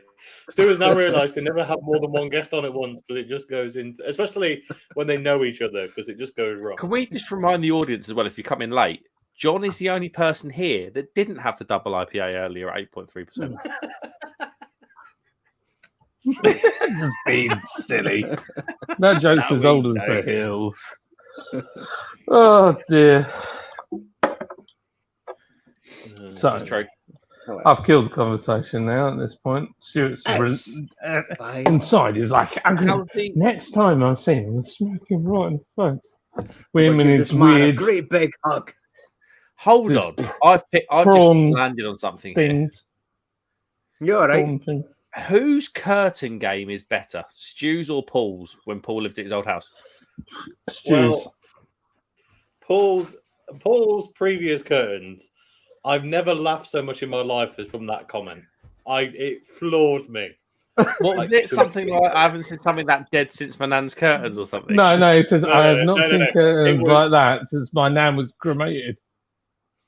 No, right. The actual comment was, because I'm still laughing about it today. The actual comment was, last time I saw curtains like that, I never saw my nan again. Oh. And And to be 100% I've never quite honest, got over that. It was incredible. I don't know if it was Captain Me. I think it probably was, but I was just like, I just couldn't stop laughing. It was so Meanwhile, funny. Stu's curtains are homely, not crematorium, so you're fine. Yeah, but they're not the also, same. That would have been from Paul. they are technically my grands.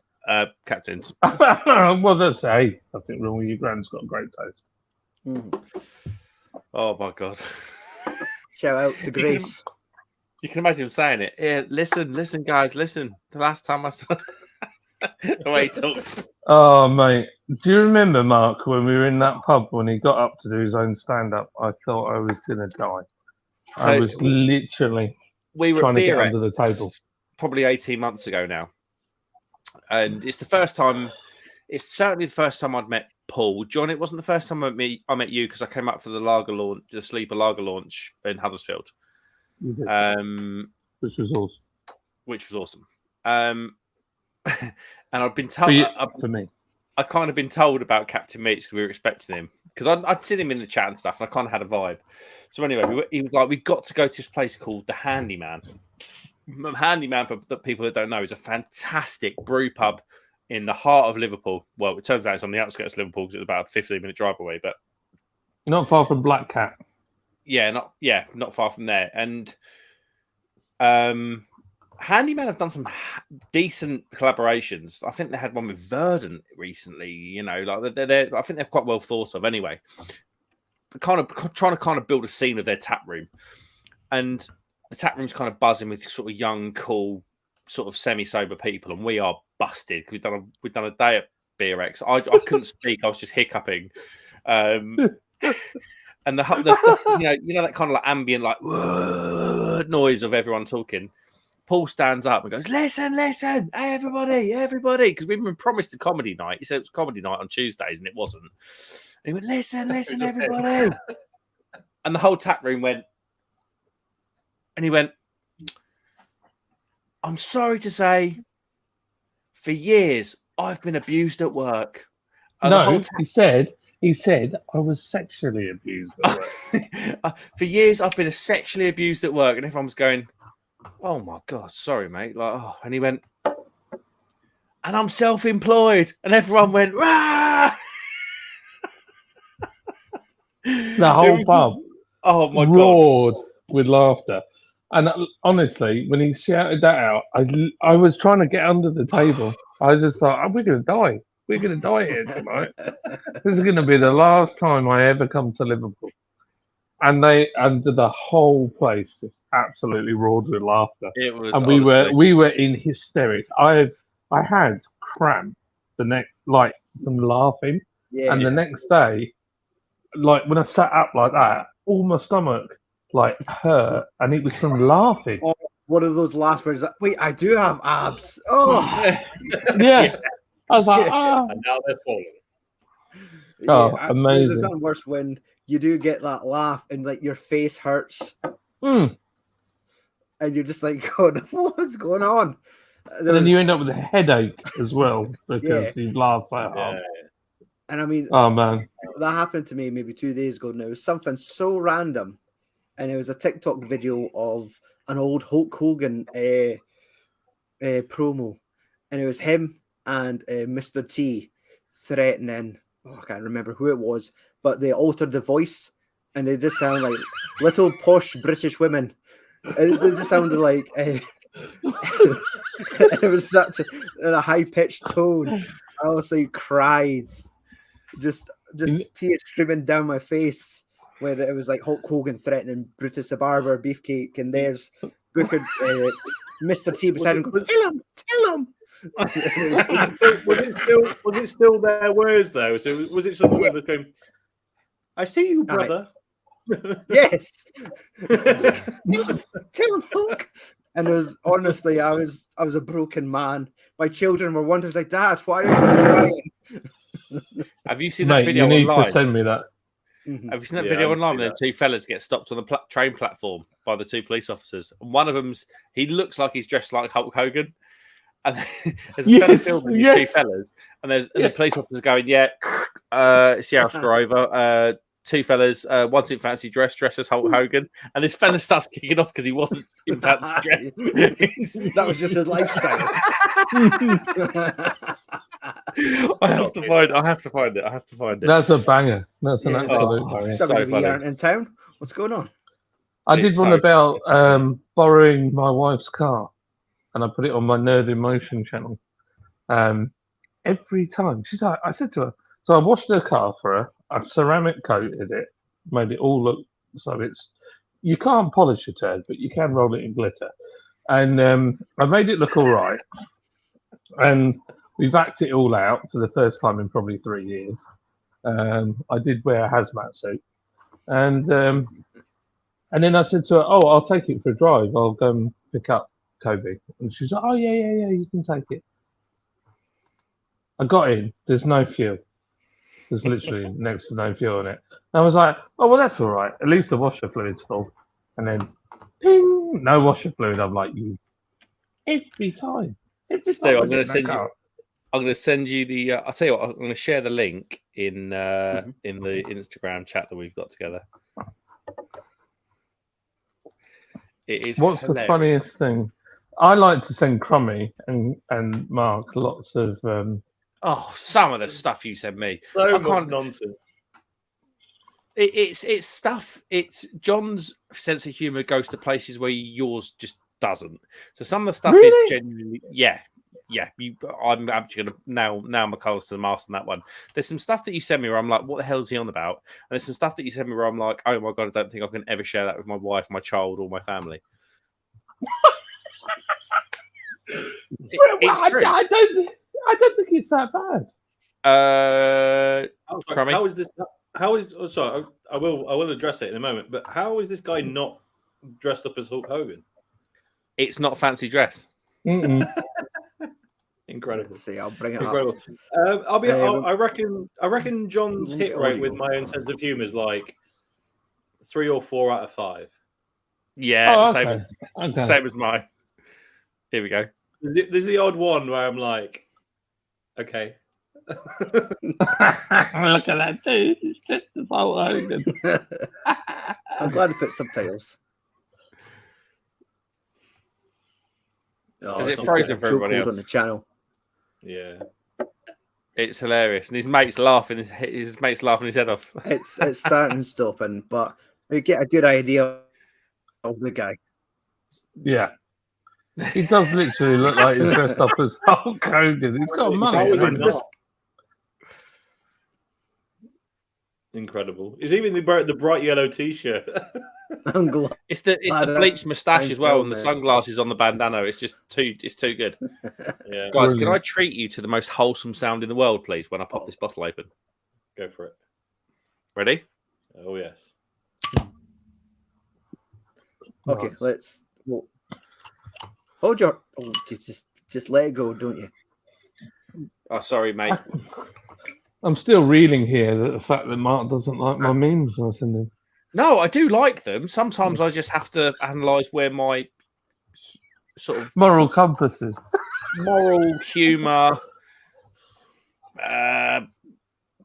Yeah. But this is another one of the beers from Beers of Europe. What is it? I don't recognise that one. It's a Monshoff Helles Lager. I beg your pardon, you 4.9%. dirty There bugger. you go. You're Monshoff is doing the what brand. to me? Very nice. I've just seen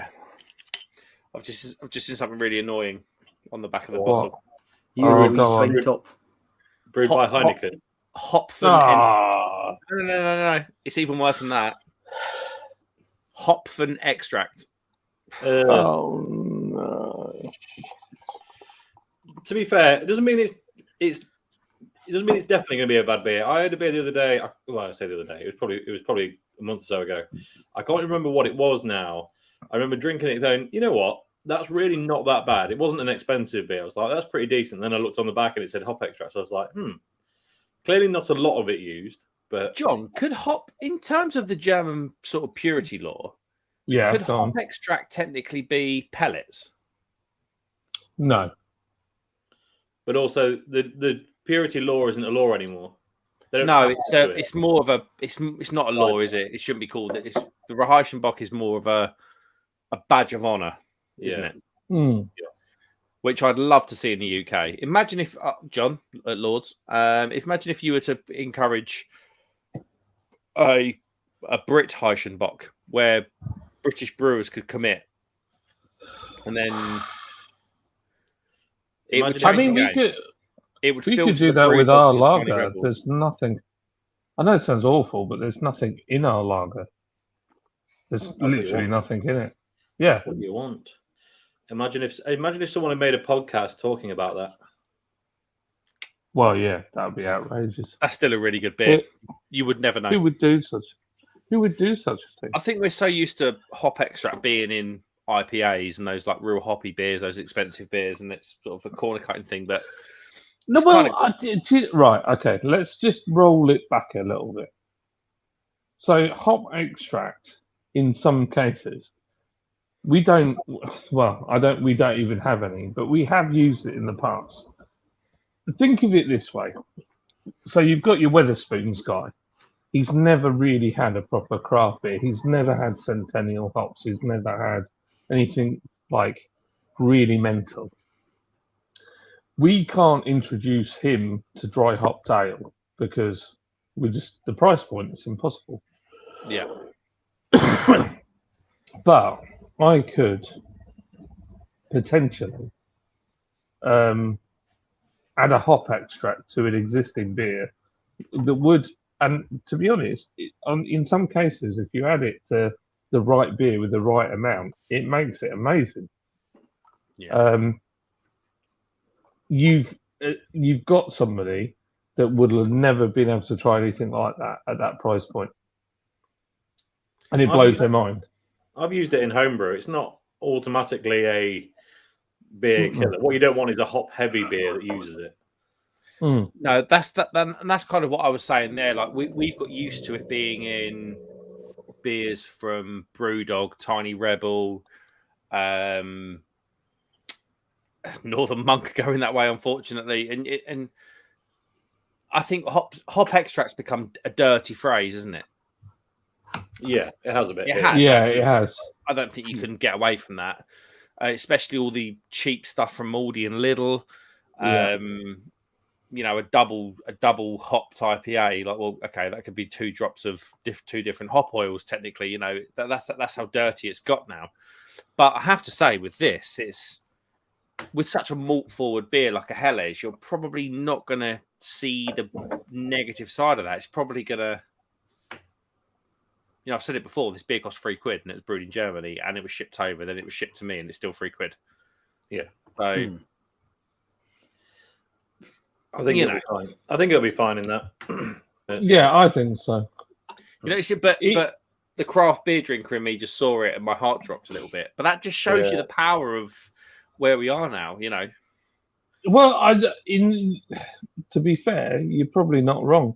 But then, you know what? When I've been to Holland and I've had Heineken right there, and it's been an absolute blazing hot day, and they have these massive Heineken steins. They're dipped in water and then kept in the freezer. And then they pour you a Heineken, and it almost turns into a beer slushy. And it's like 38 degrees, and you get given that, and it's a few quid, few euros. It's an absolute banging experience. Yeah. But There's definitely different beer from different places, 100%. it is, yeah. And I think the Heineken here is probably different to the Heineken there. It is. 100%. Is the Heineken here not brewed in Holland then? So most of it, right? Or is it just brewed in Holland but a lower ABV? No. So years ago, kind of think 2005 to I guess 8 or 9. Yeah, it was always brewed in Holland and exported to here. Somewhere between 09 and 12, they started brewing it in the UK. Did they? But it dropped out of favour. Right. About 2016, 2017, they stopped brewing it here, started importing it again. Until 2020, where it got popular again. So they started brewing it here again. And they just do this thing where it ebbs and flows. So right now, if you just go to Tesco or Morrison's and just buy a big pack, it's going to be brewed in the UK. Some supermarkets are still selling Dutch brewed Heineken, but it's normally 6 packs of 330ml cans. Lidl had some. I reviewed it about 6 months ago, and it is definitely different. The ABV is going to be different, surely. Mm-hmm. I don't think it is. Oh, okay. Is it 5.4 Heineken? No. You know what, I've got. Well, I can tell you what the. I feel Heineken's quite premium in terms of strength. I'll tell you one thing. This is going down really well. I need to get on more of that. That's the upside, isn't it? It's really good. Ingredients: snow melt. I need to get on that because the beers snow melt, malt, sterling hops, and lager yeast. And it says specs: handcrafted, aluminium can, portable, recyclable, good. That's quite cool marketing. I will say, as I've drunk a few of them, the sterling hops is kind of, when it's sat in your mouth because you've been drinking it quite a lot. Yeah. It's like a really nice tobacco-y taste. Oh, was that the slurring hops, John? Yes, that's the one. Sterling slurring hops. So there you go. I don't know if you can read it, but brewed in the Netherlands, 5%. This one. Okay. Can you turn the can around a minute and show the Heineken thing? I done the Heineken tour, and they talked about the smiling ease. Oh yeah. So see how the ease are turned up about sort of 10 degrees. Yeah. 10 degrees back. Right. Like they're leaning. Yeah. Yeah, they're leaning back, and it was all, and that was considered like a smiling E. It was considered like someone's eye and then the mouth, and that was all part of their rebrand back in the sometime in the 1900s. Nice. But yeah, sorry, Tom. I was going to say you can still get the real deal here. I mean, I don't know whether it's worth seeking out. It's not that good, but it's better than the UK brewed stuff. I'd rather have a 4-pack of that or a 6-pack of that than a 6-pack of Madry. That's for sure. True. But that is genuinely that, and the Shepherd Neame brewery tour are the 2 best brewery tours I've ever been on in my life. Really? Oh, the Shepherd Neame one's incredible. It's Britain's oldest brewer, and they still have scars on the wall. It's like the old, sort of the old sort of 1700. I think Shepherd Neame is 1759. Sounds right. To stick.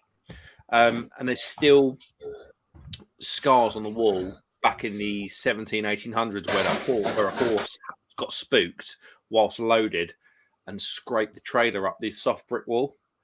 And they still right. use that kind of like loading. They still use that loading area today. But yeah, the scars are still on the wall and they can tell you all about it. And they've still got stables there because in Faversham, if your pub's in Faversham and you buy Shepherd Neame beer, your beer is stilled. Your beer is still delivered by horse and cart. Nice. Are you sure you're not getting that confused with a different brewery? No, because you're talking about the one over in Bakewell.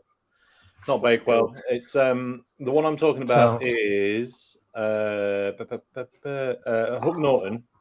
Hook Norton, yeah, no, I'm talking about a different brewery. And I thought they claimed they were the only brewery still delivering by horse and cart. I mean, they might be because this brewery tour was 9 years ago. So, but yeah, as far as I know, if your beer was as much as they said at the time, if your pub was in Faversham, then they delivered it with horse and cart. Interesting. One of the four has turned up. Who will be next? One of the four has turned up. I bought those same lights. They're from Costco. They look very nice. And I've sorted the screw holes in the wall and everything. I read the instructions. It said you've got to have, when you activate them, you need to put them in proper sunlight for 12 hours. Now, I don't know how everyone else's weather's been. We've not had 12 hours of direct sunlight since about May. So they're still sat waiting to go on the wall. Now, I've heard that these lights are motion activated. So, John, could you just do a quick lap of the garden? Just to make sure. And they only work with sort of jazz dancing as well. Oh, really? Squat jogs. Somebody's built a house right here overlooking me. Which is quite annoying. Yeah. So what I'm going to do, I've taken up nudism, which is second light. Yeah, there you go. That was an exciting. I've taken up nudism, so I'm going to. They'll never look out their window ever again. Yeah. So, yeah. No, there's meant to be some trees or something going on there. Right. As for dancing in the garden, there we go. Do I need to have my clothes on or off? Off. Just depends how much motion. No, well, you know what? I can't because they've not moved in yet. So how much do you like your neighbours? I've got really good neighbours. A log stream without nudity is not really a log stream, though, is it? And I expect the nudity will show up. Well, hold on. Having said that, there's a chap called Tom that normally provides the nudity. So, Crummy, over to you, mate. One Tom to another. So fat and sick. You know what's great about where mine is set up now is I can just do this. He's got no pants on. He never live streams with trousers or pants on. He's filthy. It's true.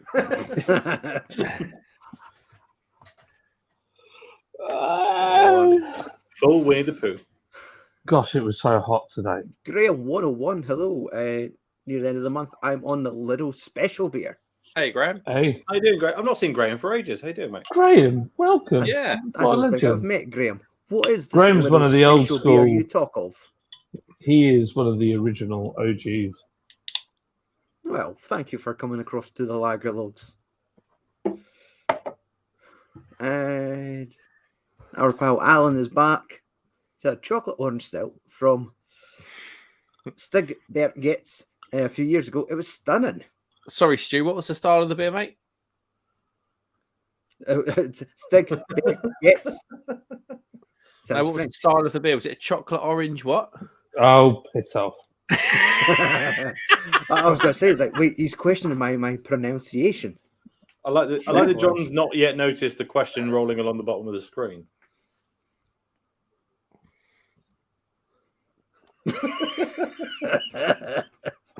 Getting abused tonight. The biggest phrase you've got to disarm is, it wasn't a stout, it was a porter. Move on. Oh. Yeah, it's true. It wasn't a stout. It was a porter. True. But no, it's true. Oh dear.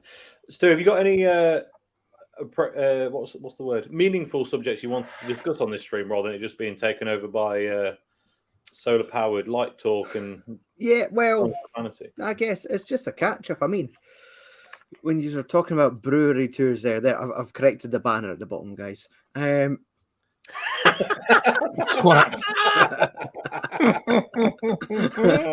good. I love it. I love it.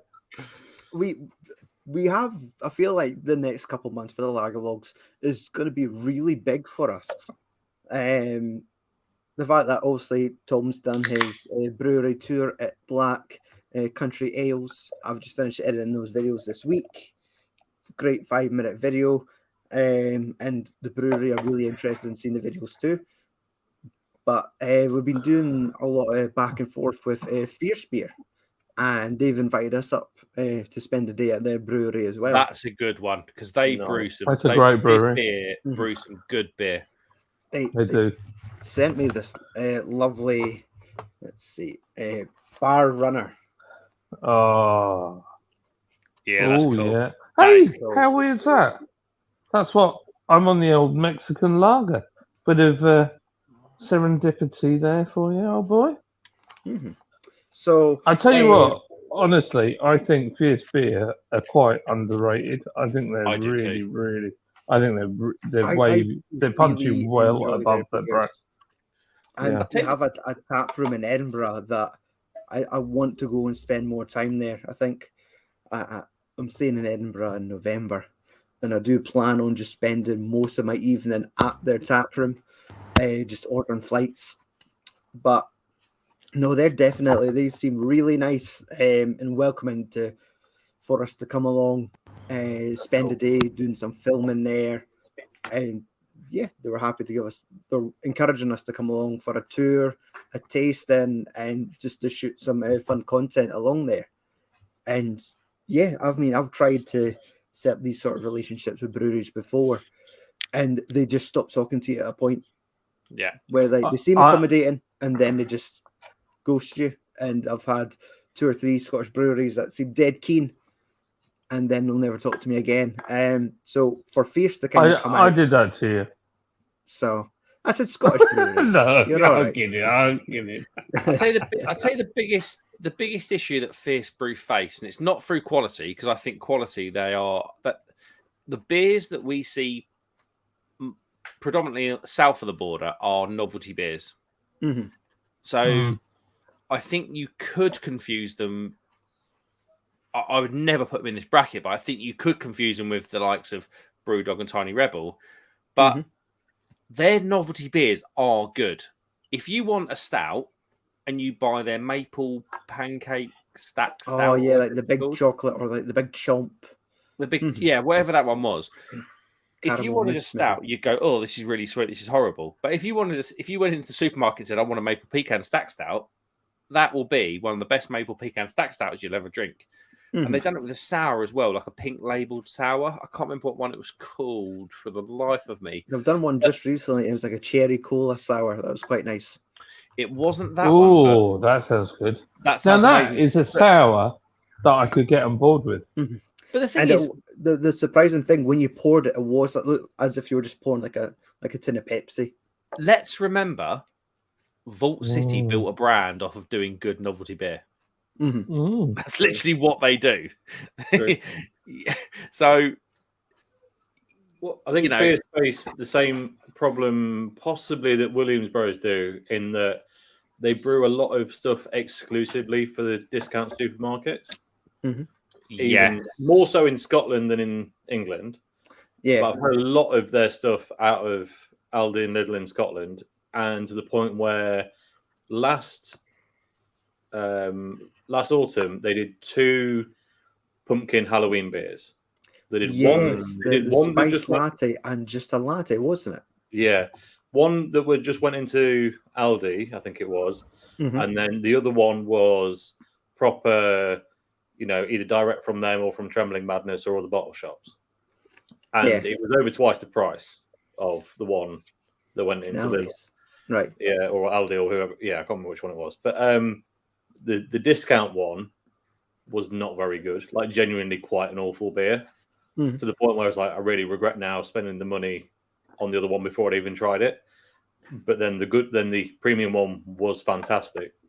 Ah. So it's Did they like brew that in collaboration with someone, Tommy? no, that was their own. I remember Mm. watching the review on your channel.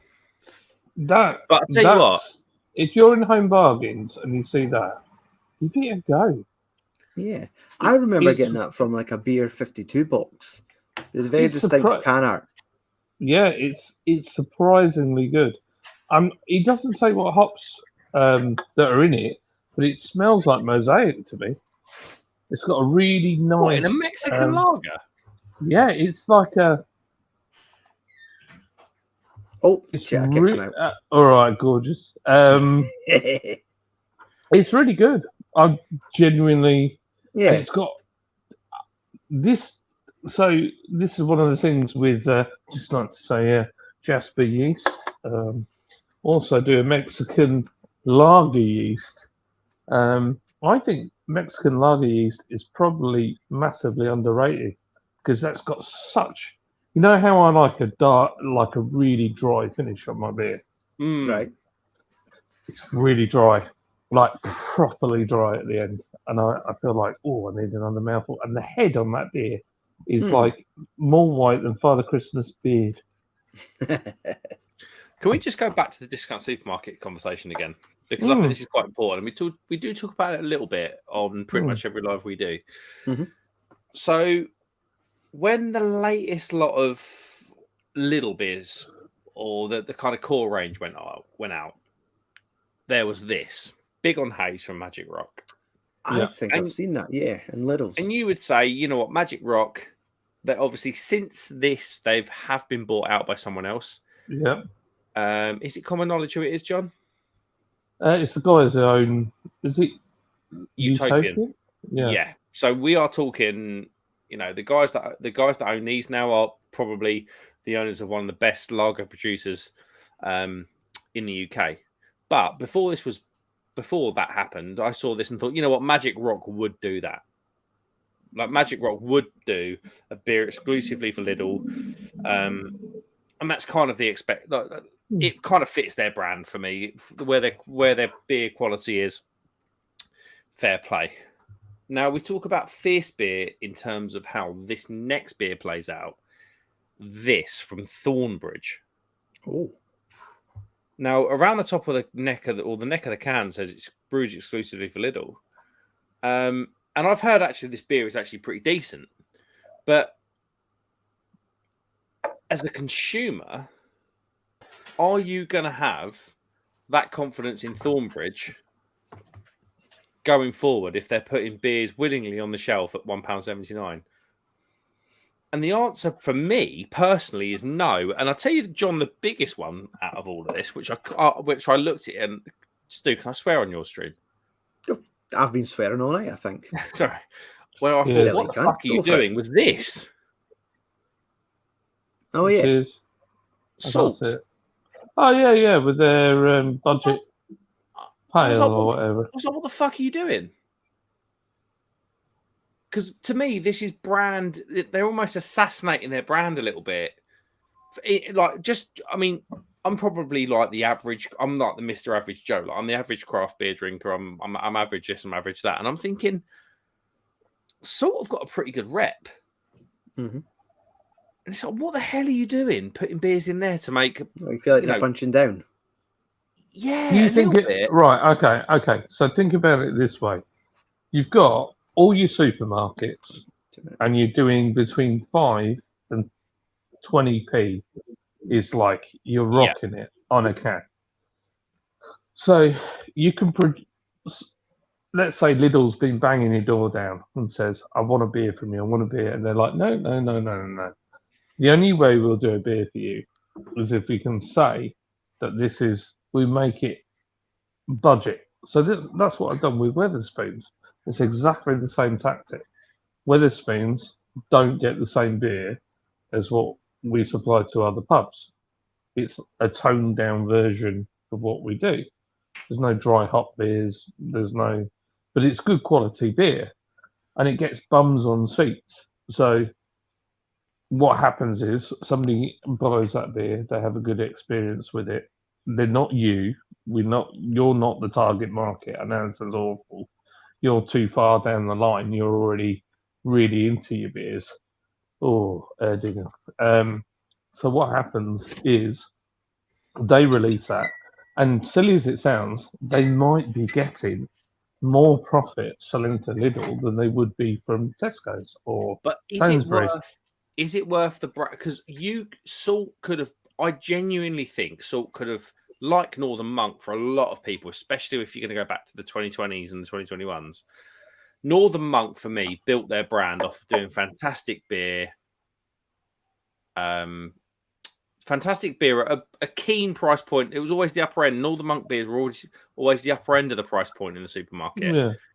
And I feel that they built a nice brand off of doing exactly that. Brewing good beer at a nice price point. They didn't try and chop their legs off and brew something that wasn't, quite to their liking.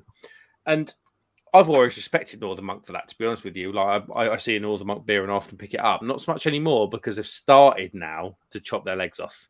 So they've kind of gone full circle and they're now brewing really substandard beer for £3.50 a can, the same price as it was before. But you'd rather, as a consumer, I know what you're going to say, John, but I'd rather they say no. The problem you've got is when you get to a certain size and you've got so many hectolitres to get through, and you've got to produce those in a certain amount of time. So we've had a all-time record month, and we've produced 10,000 litres of beer this month. In your credit, that's you've got a not a variety lot of styles, and you haven't. Yes, we have. What you haven't done is put your spike in the ground and say we're not moving this.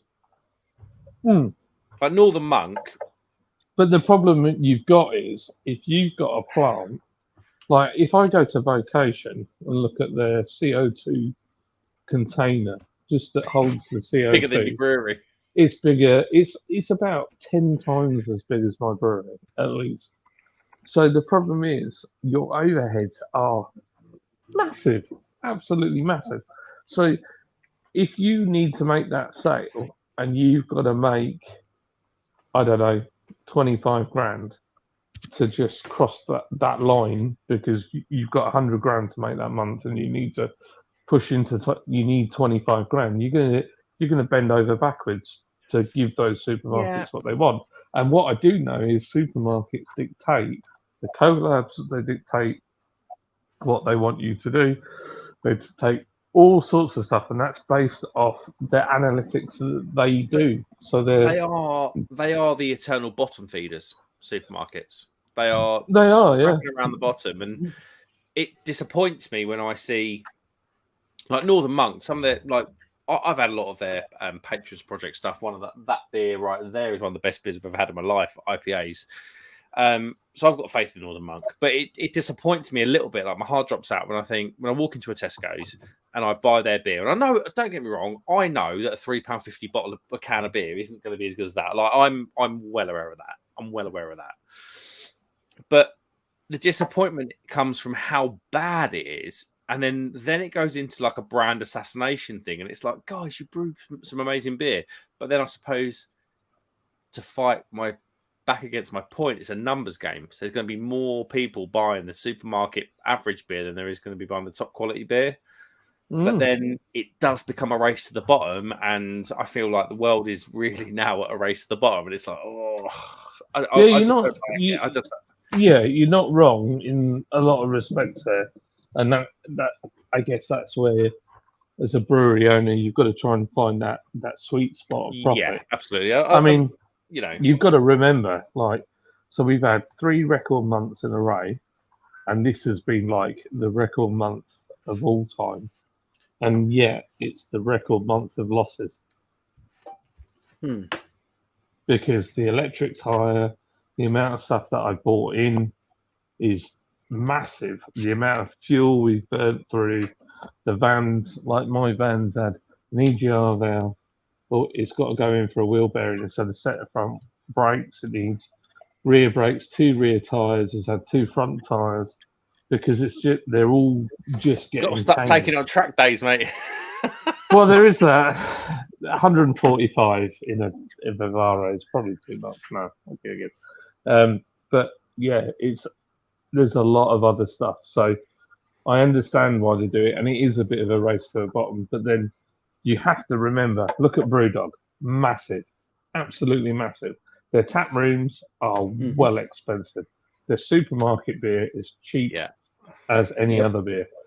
And the reason is for that, there's craft beer drinkers who go out to the bar, and then there's everybody else. Yeah, We are, you that's guys, the thing. I suppose and us, we're infinitesimally small on the market. I think to kick my point into the long grass, I think you're absolutely right. And that's why breweries like Tiny Rebel were so popular. Tiny Rebel don't brew beer for beer drinkers. Everyone's a bit. No, not at all. Tiny Rebel beer, and they go, "What the hell is this?" It's like, it's not for you. It's literally, they're feeding off the bottom. They're feeding off the 18, 19-year-old students that see this cool branding that necessarily don't like bitter beers. They just put a shed load of peach in a lager.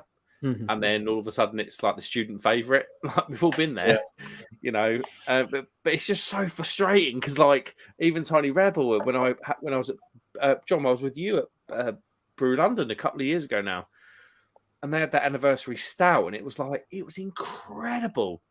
Yeah, unbelievable. It was you know, but they can do it. They can passion versus business, I guess. Well, that's that's the unfortunate thing about it. It is all about money versus can you sell it? Can you make any money out of it? And for me, it's all about, you know, I want the business to be profitable. I want to be in a position where it provides either a legacy for my kids or that the people that work for me, I've always said to my staff, if I win, we all win. You know, if I get £1 million, there's no way that Steve and Mike are not going to walk away with 6 figures. There's just no way. So, you know, I don't really need loads of money. Like, I've got a nice house, I've got everything I need. But if I got those things, then it's the people around me. You've got an opportunity to do something amazing. I can't take it. There was an interview with the guy from Cloudwater. Oh, I can't remember the head brewer's name at Cloudwater. We met him briefly. Paul, the one with the big ginger tash that I said looked like Tom Selleck. I think he probably was kicked out of the live stream. So you've literally got Cloudwater on BBC going, we can't turn a profit. We're worried where this is all going to go. And it's like, maybe it's just one of those things. Yeah. Ingredients. I don't know. I'm just so passionate about this. And there's so much. But equally, I'm a businessman. So that's why I've got the kind of like. You've got the mindset. Yeah, it's the mindset, but equally, my passion overrides the mindset of business. Yeah, no, you're right. Because you love the want your brand to do well, don't you? Like Tom, you want Blue Monkey to do well. Stu, you want Fierce to do well. John, you want Lords to do well. I want my Ampersand to do well. You know, and it's just so frustrating when you see substandard beer come out, and it's like, oh, that kills your brand. And you're looking at it thinking, why have you done this? Like to make like 700 quid? I don't know. Yeah, I know. Yeah. I mean, it's very easy to. In another note, we've got a very expensive beer coming out at Christmas. Yeah, you do. You need to go and buy that one, otherwise John will cry. Yeah, I will literally cry. How do you think about it, Tom? I was going to say, I think you've got to remember that as much as most people start in that industry with the intention of making fantastic beer and fantastic product, ultimately, when you get to a point where you're no longer responsible for maybe you and one or two others' salaries, but you're responsible for the salaries of a couple of hundred people. Yeah. That's when it changes from a passion project to you've got to make money. Yeah. And it's a shame, but that's the ultimate reality because you can't grow without that responsibility. And it's a bit of an awkward. You can look at breweries like, who's a good example? Emperor's Brewery. there's no. Oh, I'm not going to say there's no overheads because I don't know how many people he employs, but he hasn't got a real brewery for a start. He brews collabs only, so that's one way of making a successful passion-only project. You look at, and I support your argument with this. Imagine if he did have his own brewery. Imagine if he took the risks. I'll give it right. No, I'll give you. And I like Damien, by the way. Like I've met him. Yeah, Damien's a legend. I'll give you a counter measure on that. We did a beer with a home brewer, and we asked them to tone it down, and we did. We toned it down, and I lost maybe 1,500 to $2,000 on that beer by brewing that beer. Yeah, it was a great beer. It was a fantastic beer, but no one would buy it. No one's interested. Yeah, that's the problem. That's a problem. And your ingredients, you can have the best ingredients in the world, but if it's not on trend, it's not in the percentage range that they want, and it's not. It's true. Like, you could tell them this has got, hand-rolled tobacco leaves off a princess in Mexico, and I've shipped them over, and then I've had, hops imported from the Slovenia directly, and we've handpicked every single individual hop. Those pubs don't give a toss. That's true. That's fair. Right, I'm going to go for a wee, but yeah, I do agree with you. Stu's not said anything for a while. Are you still with us? Yes, I am. I don't have a horse in this race, so I've just been polite and quietly listening. But you do. You are definitely a person that has a horse in the race, because you're your brewery's end user. What do you think? Like, what is it that makes you buy a beer? What do you look for? What disappoints you? What excites you? Those are all things that are valid points. Well, I feel this year I've been trying each month to kind of support a different brewery, but it all just comes down to how much actual disposable income you have at the end of the month. Yeah. So I think there's only been a chance where I've supported maybe 3 breweries, and I mean we're 7 months into the year, and I was determined to support you, John, before that bottle tax came in August, but that's went all quiet. I'm not sure if that's still happening or not. No, it's not. It's failed miserably.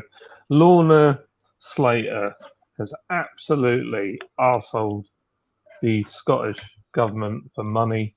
The taxpayer is going to be picking up the bill for that for a long, long time. She has absolutely. The woman is a complete and utter twat. Excuse my French, but she is basically. If you ever watch her in Parliament, she reads out of a book, and she's there, and she has the same. You can play lottery with what she says. We play Lorna Slater lottery. So what you do is the questions are asked. Which one is she going to read out? And she goes up, she opens the folder, and she reads one of the same answers every single time. And she's Canadian. So why she's even in your Parliament, I don't know. What was the bottle return amount, John? So it's only 20p. So all of us in the industry said the bottle return scheme or the can return scheme isn't a bad thing. We are all up for a bit of recycling, because I feel like there's a lot of waste and it doesn't need to be like that. But the Green Party, and which I think is what Lorna's part of, basically jumped the gun, decided that they were going to do it. They did so much dodgy stuff. There's a whole bunch of people that made millions out of it and basically lined their own pockets. And then they put it out to tender to just Biffa, no one else. So Biffa bought everything up. And who won the contract there, John? Biffa. Really? Biffa, yeah. Incredible. Good old Biffa. That good Scottish company. Oh, no, sorry, it's an American company. that Lorna's got mates there. And basically, it was an absolute shit show from start to finish. And she lied in court in the Parliament and said, we have got 75%, no, sorry, was it 85% of all drinks providers in Scotland have now signed up to the BRS. And no, it wasn't Scotland, it was the whole of the UK. Which turned out to be, when they dug down into the figures, she had maybe 100, 200. It was like minimal numbers. And people were like, hang on a minute, I smell that faint smell of cow poo. And then it all kind of fell apart. And she is, like, I asked her to come on to my channel. We had some other experts come on, and they were like, this is nonsense. But what there is, there's a core group, and Stuart, you know more about this. There's a core group of Scottish people that want Scotland to be separate. So what they've done is they've created a company or a group of people that want to ban alcohol advertising in Scotland. And then what they're trying to do is make it like Norway, where the government controls all the alcohol in and around Scotland. So they want to take control of distilleries and the way that they advertise. The distilleries won't be able to sell direct or out to anywhere other than through the government. And they're using it as a way to leverage. And same with the breweries. You'll have to go through the government, a bit like Utah, to either import beer or export beer or whiskey, and basically trying to kill the market and use it as a way of the government. And they're basing it all on cans and bottles that have found their way all around Glasgow in rough areas where the council hasn't picked it up. So can you? Sorry, mate. Bad signal, mate. Can you repeat from the start? It's an absolute. There's so much information. It just feels like a hop back to the temperance movement. I'm sorry. No, I think you're absolutely right, John. When there's, I can't remember how much the alcohol industry was worth, or the beer industry was worth in particular to the UK economy, but it was into was it 2 or 3 billion, John, at one point? The beer industry. It's massive. It's massive.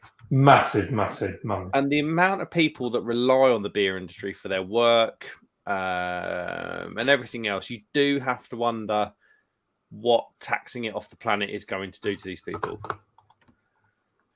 And the thing is, we've seen some big breweries go. Like just recently, well, I don't know what the latest is for Brew By numbers, but they appointed the administrators again. Did they appoint the administrators about a year ago? Then done it again. You know, that's 40 or 50 jobs gone. Yeah. That happens across. I mean, do you remember? Was it about a year ago? There were like 2 or 3 breweries a week. It was a start. If we didn't have the investors, we would have been gone. And it's so, you know, I think last year I lost 128,000. Last year. Ouch. And that was a good year. That was a good year. We grew. Good year. We lost 128, but our growth curve was really nice. So it's all about the growth. As long as you're growing, they're happy. If you're not growing, it's not investable. Okay. Do you have any plans for like a Christmas Advent calendar? And you can maybe, 3/4 the chocolate orange porter, and then put in with some other beers that you actually care about. I was thinking dildos across Huddersfield. Do you remember that? Dildos of Edinburgh. John, you know who's doing a fantastic discount on beer Advent? Oh, don't start. Blue Monkey have got some really good cardboard sorted. You just need a child's hand to get in. Paper cuts beware. Outrageous. This is the last beer I have in my I house. just love Tom's awkwardness throughout the Instagram. It was like, oh, another can, and his hand would like have to go poof, straight in. Hands the size of rolls. And then you have to pull this can out and go. The funny thing is, I don't have especially big hands. No, I'm just going for a wee, boys. Just one second. Okay, we don't need to hear that. There's been some really good comments in here. I know. I'm behind a lot, but the fact that we're talking about Christmas there. Before we skirt off the conversation we're on, the one from Neil Smith, not the most recent one, but 3 back from the most recent, I think was related. He had a question. Even James' question after this discussion: if you can make the pounds from average to rubbish beer, why bother brewing good beer? Why put the money and passion in? That's the problem, isn't it? That is the nail on the head there, Neil. That's a far too intelligent question for a simpleton like me to answer. It depends on where you want to go, don't you think, Tom? I mean, I think we covered this a little bit in terms of when I was saying about you get to a point where you've got so many salaries to cover that you've just got to focus on making profit, or at least not profit, but being able to, financially resolve the situation you're in year on year. And I think there's another point that we probably didn't cover, which is about making good beer alone doesn't necessarily make you successful. We've seen loads of breweries that make really good beer go bust because they're really good at brewing, but maybe they're not very good at financial management. That is something that's like, I'll tell you what, Tom, you've hit for me on the elephant in the room there. Yeah. Because when all these breweries went bust and everyone's going, oh, another brewery, this and that and this tax and that taxes. And you do kind of wonder, not every business goes bust because it was paying more for malt. No. For instance, not be funny, look at John from Lords. He was going well before COVID. He's having record sales months. And it's like... That guy down there.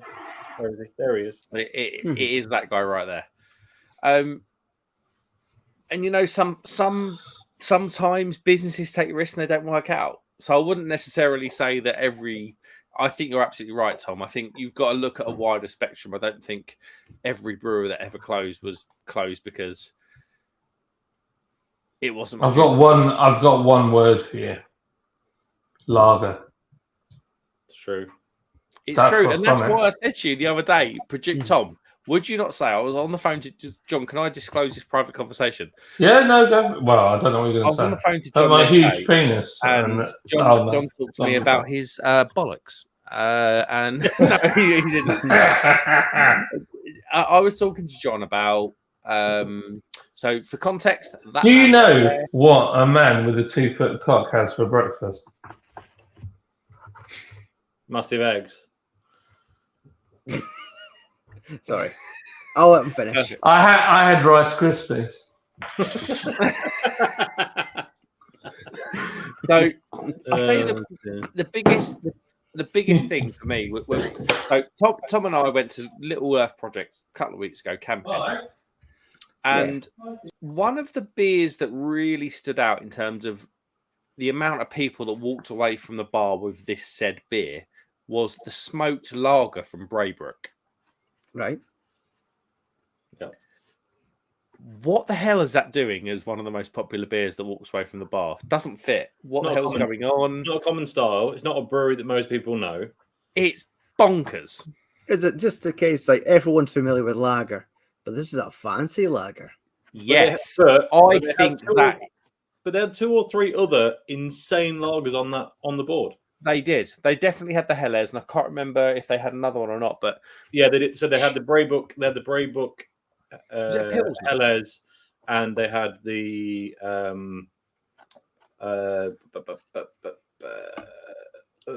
Utopian British lager. Yeah, so there was a Utopian British lager, the Braybrook Helles, and the Braybrook smoked lager, the dark smoke lager. And thing is, when you were standing at the bar, that pub obviously stipulated if you want to sell your beer in our pub, you have to have the right glassware. And fair play to them for doing that because it does make a difference whether you think it doesn't or not. So you would see so many people. Braybrook's glass is quite a distinct. It's kind of got a bit of a Zach Dingle from Emmerdale vibe tankard thing, glass tankard without the sort of bevels on it. It was kind of more of a sort of Budvar, a tall Budvar glass almost, wasn't it? Yeah. And the amount of people that were walking away from the bar with this Braybrook glass full of black lager beer, and it could only be one beer. Yeah. It was incredible. It felt like every second person that went to the bar ordered that beer. Yeah. And so I said to John, I was like, mate, I've been to a really beery place last weekend. I genuinely think that, I said in the chat, actually, I can't remember what I said now, or what I said in a WhatsApp chat. It was something like the way people explore pale ales, they're now exploring lagers. So your hop lagers, like Ampersand, my local brewery does 2 or 3 hop lagers and multiple other lagers after that. And it's like, people are going to want some variation. And you brew, John, a good lager. A very good lager. Not a good lager. No, it's a very good lager. It's a very, I'm going to add another very very good lager. But no, it's, I know why maybe other breweries don't brew lagers like we do. It's just time. And then also it's rushing. So if you don't rush it right, the biggest killer of lager, you see it all the time, and it's heartbreaking. Diacetyl. Every time. That is the one. Because in any other beer, you probably never pick it up. I just couldn't believe the amount of people that were ordering this beer. It was like insane. I'm not joking. When you're sort of like, what is this beer? And luckily I'd already had it before, so I knew what it was. But I don't know. It was just like a jarring moment where you thought, where I'm not saying I'm always on the forward end of curves or whatever, because I'm not. Because I just follow it like through Instagram like everybody else. But I kind of think that I might have an understanding about the next trend, even if it's 2 or 3 months behind. I'm kind of like, I'm on Instagram, I'm kind of following it. But this one hit me from like left field. Wouldn't you say, Tom? Obviously, lagers were on the lagers were on the insurgency. We all knew lagers were going to be there, but the extent that people were ordering this beer was like, it was unusual. I think normally venues are quite easy to read based on the people that are likely to go there. And so you'd walk in and you look at the beer list and you go, oh, this is a very craft beer quality specific place. The thing was, it wasn't, because it's in the middle of nowhere, whereas most craft focused places are in towns and cities. When we say in the middle of nowhere, we are in the middle of nowhere. Yeah, there's nothing else around it. So it's the only place like anyone dogging site in the middle of the woods. Yeah, proper. That's why I met Tom. Single track lanes, like properly. Properly. So I didn't hear what you said there. So I was like, you distracted me completely. But so it's catering to anyone within a 5 to 10 mile radius, because there's nothing else around it. And then add on to the fact that it's got its own campsite. People that go camping are not exclusively beer snobs, far from it. So it's not, you know what I mean? It's not a boutique craft beer place in the middle of a city where they've got enough people who are interested in it to service. So it was a fascinating insight. I am going to have to say though, gentlemen, unfortunately, I'm going to have to leave in a minute, because I don't know if you noticed, but I've been looking at my phone on and off for the last 15 minutes because I'm getting hassled for work. I'm effectively always on call. And I'm going to for work? Yeah. Pornhub's going down again at 10:15 on a Friday night. Yeah, well, indeed. It's because Pornhub's really struggling with their servers at the moment. Well, apparently they need a sexy brewer to do a little dance for them to bring the server back up. So someone's really trying to push the smoky lager. I could do it. We were looking, after what Mark said, we were looking at some smoked grain. Good. Do it. You wouldn't need a lot. No. I'm not joking, John. Honestly, Tom will tell you the amount of people that were ordering this beer was mental. I looked at it and I was like, when is this keg going to run out? I think they had a lot of them. Yeah. I feel like it needs to be a really good name if you're going to do it like a smoke lager. You know what this was Wants to called? be like, This was called Braybrook Smoked Dark Lager. Was it even smoked, or was it just a dark lager? No, it was smoked. It was definitely smoked. Smoked to fuck. There's a dog. we need to pay attention to the dog. I think I'd have to call it full burnout. I'll tell you, it was just amazing. I think Braybrook probably had the right branding, so that you knew. Just a quick one for you lesbians. Next week, I'm taking my Citroen drag racing. Really? York. Yeah, I'm going to York to. It's now called Melbourne Raceway. Is there a McDonald's car park there? G'day. No, there's no. But it's 35 quid to enter your car, and you get free camping all weekend. Oh, nice. Unfortunately, I'm off to Stu's neck of the woods at that time, so I can't, which is sad. I'm actually in Norfolk Broads next weekend. There you go. Oh, very nice. Tom and I can share Fort our William Crummy. camping wanker pictures. Indeed. I'd have to say, this Clocher Cheyenne Helleweis From Heineken. Mm-hmm. blooming lovely. No, it's from Beers Europe. I'll tell you what I love when you get the bottle and it has the scars from the bottle return scheme on it. Yeah, it's nice. I'm not nice. joking. Sorry, That's I'm not nice. joking. Like, I looked at a value actually, and this doesn't have a value on it in terms of what this bottle's worth, but it's just like this bottle's been held by about 40 different Bavarian gentlemen, and now it's come to me, and I'm going to crush it in my green recycling bin.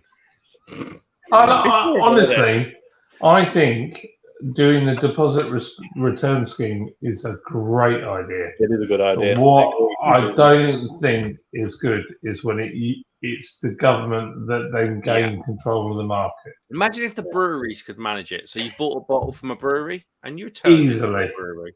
Easily How done. good that would be. Absolutely. But yeah, we could do it, no problem. Right, gentlemen, I'm very sorry, but I'm going to have to dip out. No problem at all. Take care, Thank you. Tommy. See you Thank later, you for Crummy. joining Tom, Easy. so glad that beer arrived on time. What day it was. In the nick of time. It was incredible. I know.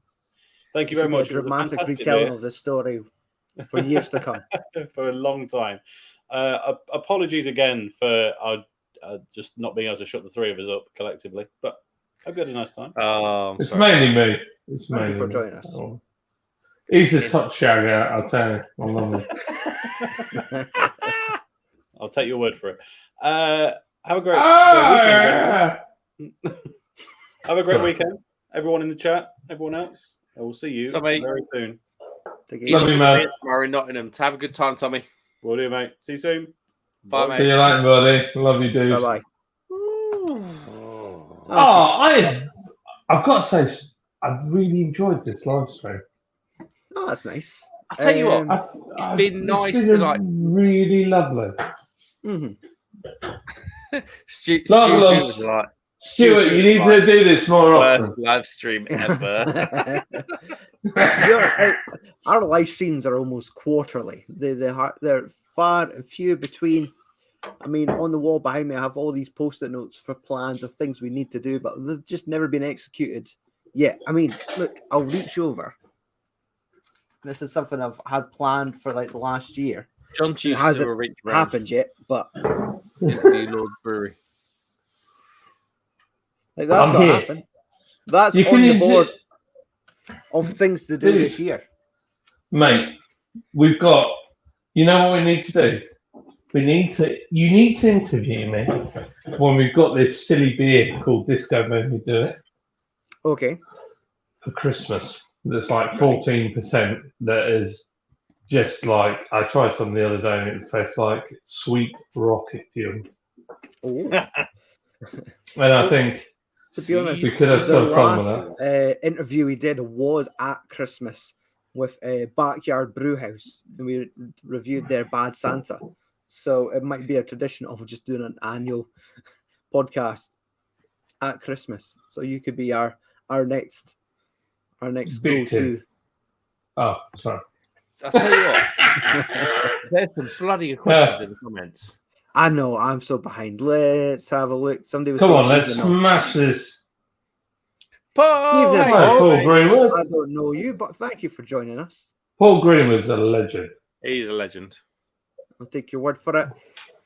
Alan says, if you like, guys, organise a live for Christmas, I'll come on. Oh, It's mate, 2 I'd hours love to before love you, Christmas. Alan. Honestly. That'd be awesome. It Yeah, would be you're good. more than welcome. Nope, but tins of chocolates are in my local Tesco already. I wouldn't be surprised. No. Gave you a follow there. I am on Instagram. Now, what did I do? I had that ready. Whilst you guys were all talking shop, I was working on my own. Let's see. This is my Instagram. You know, just the old lager logs. There's a picture of me looking old. There's Your Tom. Instagram At, off. Really old. Look at Tom. so It's got. I've never seen him with his clothes on. look, the Che Guevara, Radical Lager, me pretending I work at Lidl's, me kissing a beer and Moretti at a concert. That was me seeing Iron Maiden live, kissing a cup, taking the piss out of Tom Nice. because he was doing the same with Banks. Oh, there we go. So Good one. there's a wee cheeky mark in there because will this work or will this just break my computer?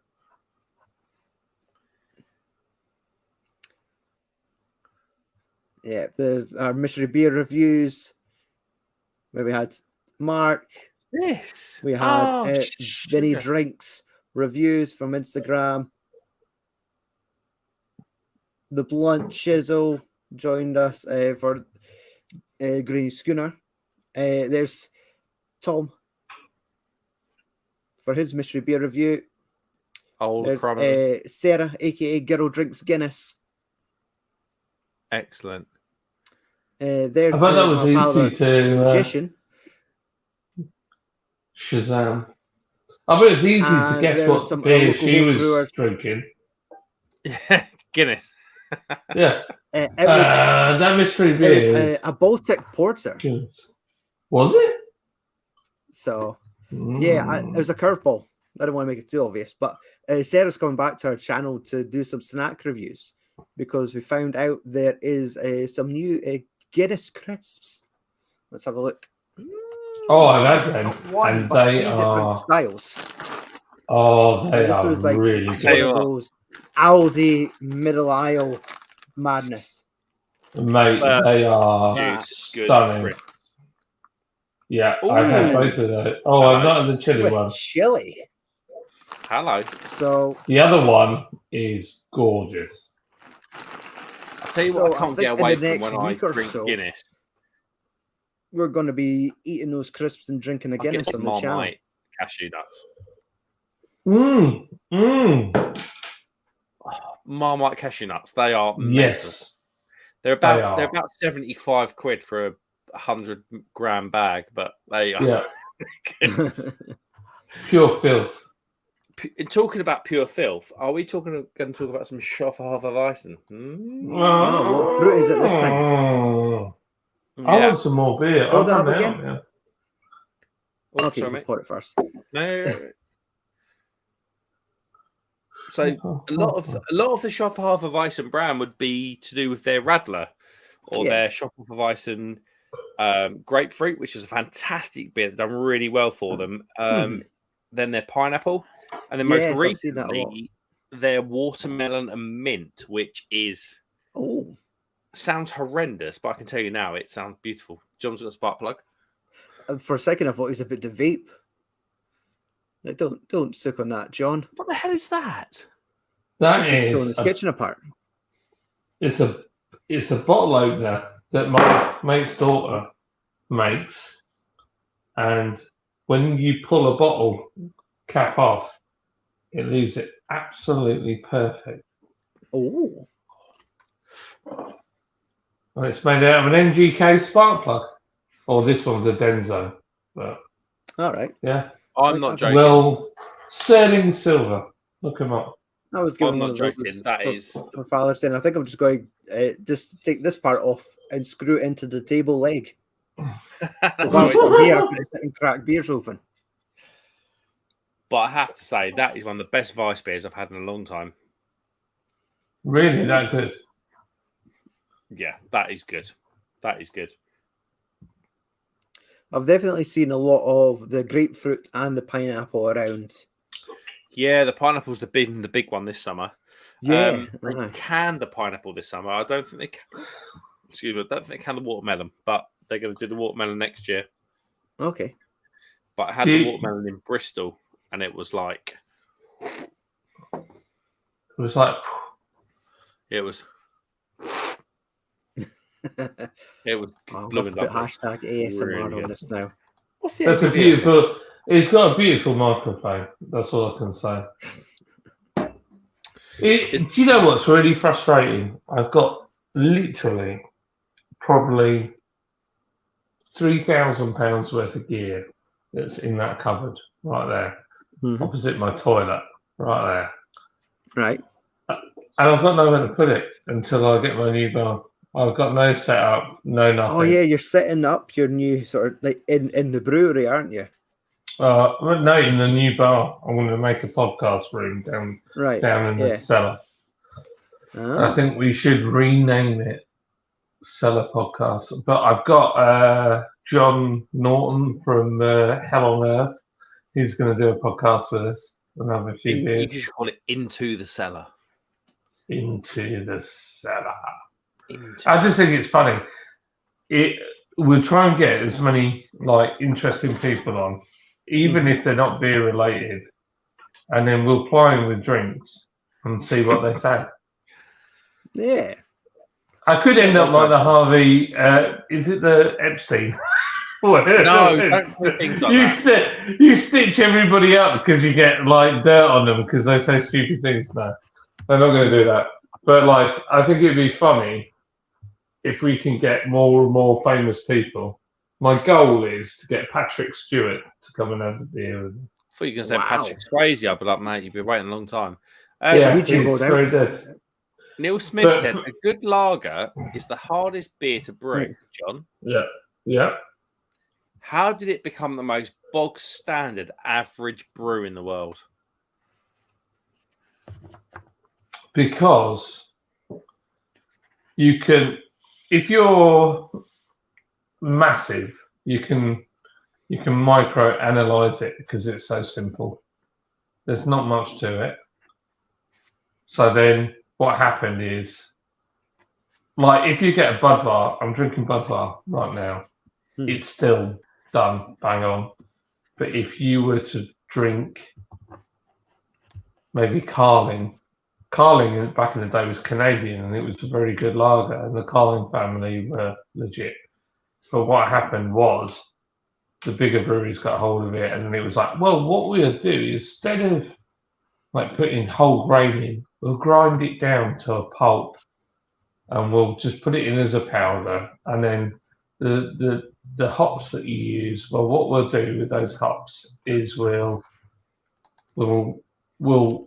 squeeze the hops down and just make an essence, and then we'll add, instead of adding, the sugar from the grain, we'll add like powder. Yeah. And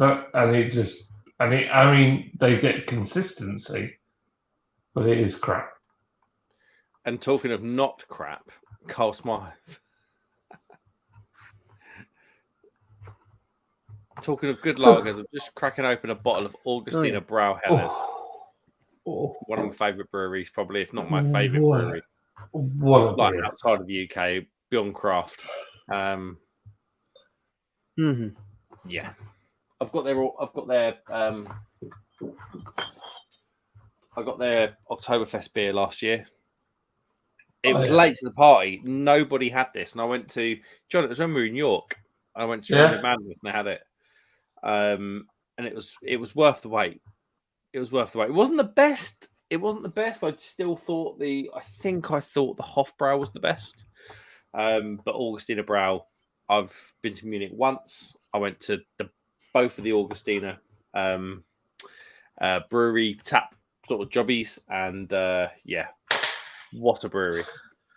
Do I put some of these European pumps inside my pub? I'm like proper fanboy. I'm like, if I could have a side pour of Budvar, and then I could get an AB Hells pump, and then maybe a Paulada pump, and then it'd be amazing. One of the best bars in Nottingham had the Euro pumps everywhere.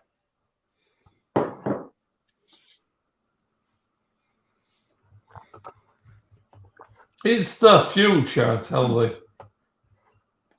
Come on, get some more comments. How far behind? Neil Long's in. Hello, Neil Long. No, that's Neil Smith.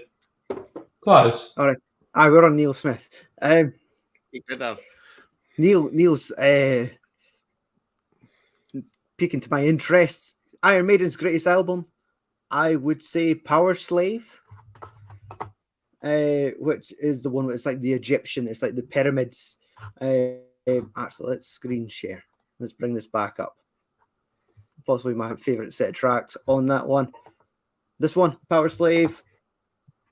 Bloody amazing album with the track list. Aces High, 2 Minutes to Midnight, The Flash of the Blades, Back in the Village, Power Slave, and of course, Rhyme of the Ancient Mariner. I think when I went to Twickenham Rugby Stadium it's going to be over 10 years now. They played Rhyme of the Ancient Mariner, and like that is a long song. Like you are there, you're on a journey when they perform that song, and it was amazing for like a first concert. I can't remember any Iron Maiden songs. Is Welcome to the Jungle, we'll have fun and games. Is that Iron Maiden? No, that's Guns N' Roses. That's Appetite of Destruction for Guns N' Roses, but they're a far more popular band. I am shit when it comes to music quizzes. All I know, there's a few Iron Maiden tracks that I really love, and the fact that they have their own Boeing 747 Queen of the Sky, that makes them, in my mind, even though I don't listen to a lot of their music, the best band in the world. I honestly, I love Iron Maiden.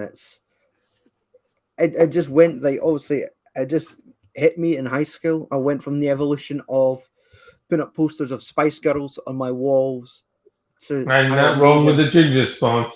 The one where they're in leopard skin bikinis. But yeah, over the course of one summer, when they released their album A Brave New World, when Bruce Dickinson joined the band, and they did an album, and The Wicker Man was on the Saturday Top 10 chart show, and I was like, what is this? This is amazing.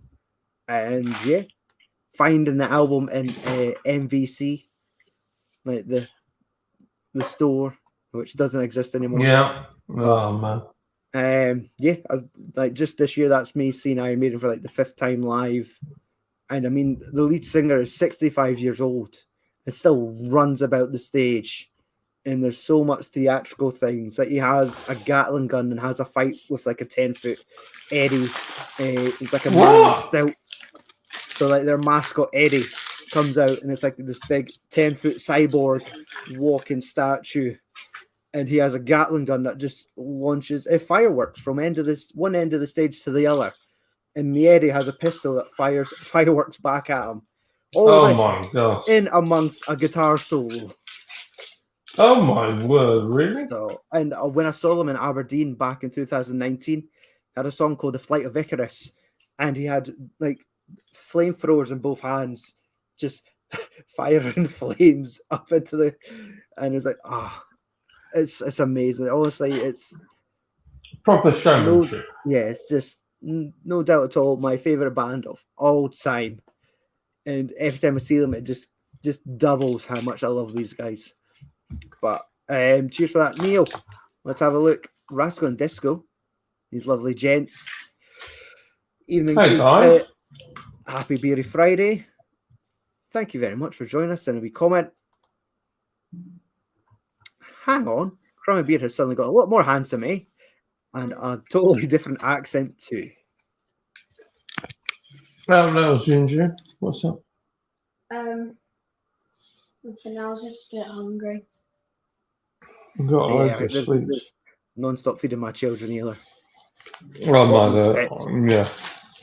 My children only talk to me if they're wanting food or V-Bucks. I want something that's not like sour. Well, what's in the fridge? The fish. Honestly, these kids cost me. Yeah. I had to buy 2 I bags of buy- oranges to keep my I son buy happy. 2 bags of oranges. 2 bags of oranges, and he's annoyed that he could only have 2 a day. What? And I was like, you're gonna shit yourself if you keep eating these. Calm down. So, but comments. Crummy, What? you cheeky so and so. Hmm. Right, we're jumping ahead.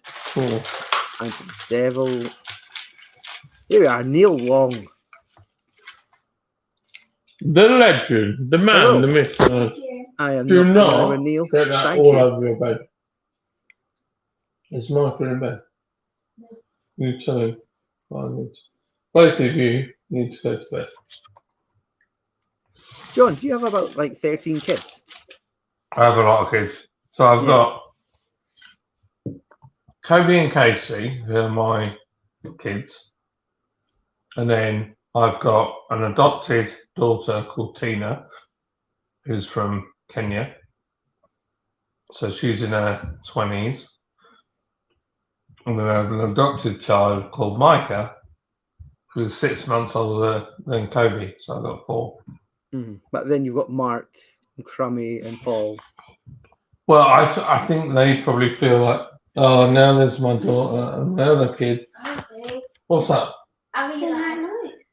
Oh, you're saying that? Oh, I love you. I love you. Are you all off to sleep? Yeah, Toby told us to touch bed. Yeah, you need to say something. And you're shattered and you were horrible today. And you will be horrible tomorrow if you don't get to sleep. We've got lots of fun things to do tomorrow. And we've got to go to IKEA, which you're going to definitely need your strength for. Because no one likes IKEA on a Saturday. Do that. Mate, No. isn't parenting hard? I was going to ask It's hard work. one of It those is. sweets. Oh, you're trying to bribe me with going to bed because you want a sweet. Can I What? got one? Oh, goodness. Right. There's none there. There's literally 2 in there. That pizza. I can't wait. Right. This is it. One for you. Bed. Okay. No food is ever your own when you have children. No messing. Go to bed, both of you. And I said, bye. And I don't want to hear any drama, and I don't want to find chocolate in your bed. Oh, Bed. No fighting. Honestly, Mark, you'll find out when your daughter gets older, there's nothing worse than when your kid eats toast in your bed. Oh my gosh, that's happened. And you get there and you're like, oh, I'm going to have to murder a child. So I bought a 4-pack of Galaxy Ripple for me because I really like it. And me and Liz will have like a bar each over a few days. Yeah. But they've just come and demolished that, despite the fact that they asked me to get sweets. So they've got these, they've got these, which are still Is that cool. nerds? Right. Well, similar. They've got these, they've got these, and they've got these. But hey, you know, I want what Dad's the got. one that I've got. Yeah. That's the one I want. See, that's when you buy the chocolate that you really want, you have to sit in your own car and deep throat that shit before you go in the house. You're not wrong. That is exactly it. That is exactly it. You're not There's nothing that you have just like. If you want to say 100% fact, that was it right there. Yep. If you really want something to yourself, don't bring it into your house, because then it's fair Nope. game. Almost So not. we've got Neil. Awesome music, but I hate to say it, but Iron Maiden make average okay beer. They need to up their game. It's sad but true. For a Metallica reference. Yeah, Robinson's Brewery, and yeah, more of their beers are average than good. To be honest, my favorite. They buy a is- pub and spend £1 million on every pub that they buy. Robinson's. Yeah. Buy a pub, Wow. spend $1 million on it. Best pub anywhere. Thing is, with me and Tom going to go to, I think it was Cart and Horses, the birthplace of Iron Maiden pub. Yeah. None of the Iron Maiden beers are actually on tap. They're all just bottled. Oh. Mark, your microphone's no on, pal. Sorry, I wondered why I was speaking. Nobody answered. Yeah. I just seen that giant groan and it didn't come through, and it's wait a second. The funny little light that's isn't on. Tony, that. So we're going to go there because it's more or less an Iron Maiden museum, but they do have all their beers bottled. So I'm going to go probably get a Fear of the Dark, which is their traditional English stout, which is bloody lovely. So I look forward to trying that when I get there. But it's a shame. At least have Trooper on keg or cask. Oh, you thought there would have been something going on. Yeah, it's the birthplace of Iron Even Maiden. if it was like a 4.5% pale ale that was labelled Trooper, you know, Yeah, give the guy something they want. I'll try it. So, hey, they might have it when we get there, but from the looks of like the drinks menu on the website, they have everything bottled, but nothing on draft. But I would like to be proved wrong. So, and yeah, I mean, their Trooper X, the 10% Imperial Stout, was just like drinking fuel. It was. I got offered one of those, and no sooner than last night, and I was like, I don't want that. Thing is, it's such a classy pack. I just don't know. I just don't have the Iron Maiden thing. Like you could put that beer in front of me, I wouldn't know what I was doing. Look at it. I was The beautiful bar. Wow, Yeah. what a bit of kit. And then a 660 milliliter bottle. Yeah, it's a beautiful thing. But it Can was I, just. can I Oh, can I just show you something? of course. No, Right. John, you're I on stream now. bought brand new trays. Look, can you see the black marks on them from the Yeah. kids? Okay, you're blaming the kids for that. I'm gonna kill them all. So what are you getting at? It's just annoying. Kids. I don't know how children are so flipping messy. Ask my wife. One of the more important questions of the night. What did you Lasco say, asks, Mark? Who is the most handsome, me or Disco? Oh, disco. Disco. Sometimes I can't tell them apart. I wanted to watch He one ain't of got the them videos. Edgar Davies glasses on. What the hell are you just eating there? That looked like a little prawn on like a Dorito. Oh. It looked like little an jelly infected pizza. Dorito. You're absolutely right. It did. It did, didn't it? Oh, rank. Not wrong. Disgusting. It tastes disgusting. Oh, toxic waste. Yeah, my kids like to buy stuff like that. Yeah. Warheads. Then they complain. We that it's got too these. sour. These are the biggest letdown. Brain blasters. Mhm. They're like not sour at all. That's one of my sexual moves. The brain blaster. Yeah. What about You to tried that say- on me when we were in York. It's It more. didn't work. Like my wife calls it the moderate letdown, but I call it the brain blaster. expecting to leave someone with a concussion. Not even whiplash. Oh dear. Oh dear. It's going there. I bought this, which is the level of excitement of my life recently. Oh, Spears and Jackson. Is that to paint or to tickle? Oh yeah, baby. Neil Long. Uh, Neil Long, how you doing, Neil? I'm off to He's Malta on- soon. There is a Mhm. craft lager there called Oh. Stretta, 5%. I had this exact beer on Neil Long's. So I went to Malta in March. We got a cracking deal. It was mental. It was like 460 quid for the week for 3 of us, including flights. Did you wear that T-shirt?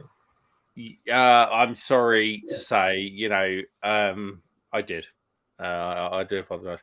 But I went to the Valletta open market and I was speaking to Neil on the old Instagram. And Neil was like, look for lager called Stretta. He's like, don't go into that market and drink Lord Chabray. He was like, Stretta. And it was a good lager, really clean and crisp. Nothing that I would probably say was mind-blowing. But in terms of where you were, and you were surrounded by sort of a lot of street food markets, so you didn't want like a really flavourful, dominant beer, just a really easy drinking 5% beer, and that was good. That was good. nice. Nice. Really good.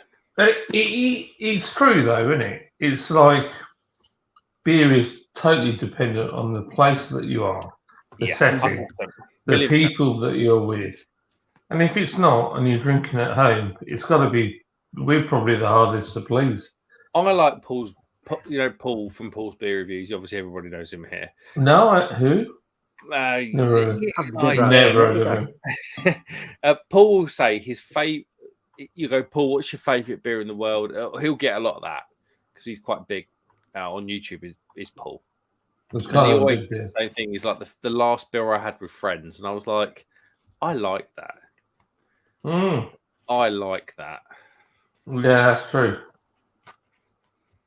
Yeah, the last beer you had with friends is the best beer. Yeah, I like that. I like that. It's true. Yeah. Unless it was Carling and you were forced to buy it, then you don't like it. That all they wasn't had a in the fun beer. fridge. Yeah. Mark, your camera just made you look like your arms are flapping. I've never seen that before. Have you seen that? So Oh, like, it's not doing that. what was Mate, like a is it slow, nice? was it like a stuttering effect? You know, like what Yeah, but it was Bruce only on Lee's The the- Fist of Fury. Yeah, but it was just the bottom fifth of his.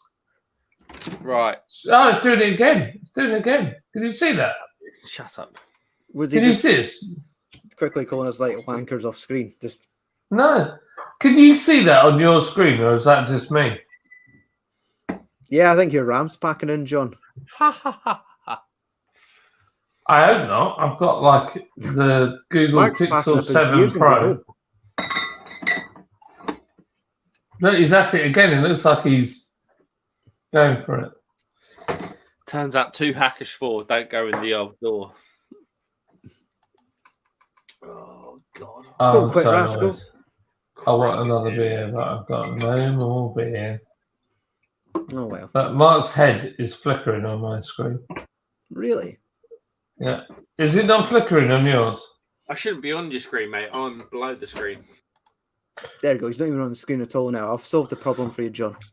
So basically, this section here, the screen on his camera, was just flickering like crazy Ah, on mine. Yeah. I'm sitting looking. It's like there's some inside joke that I'm not getting. All Look right, at so that. it's all right for you. Oh, that's weird. Mhm.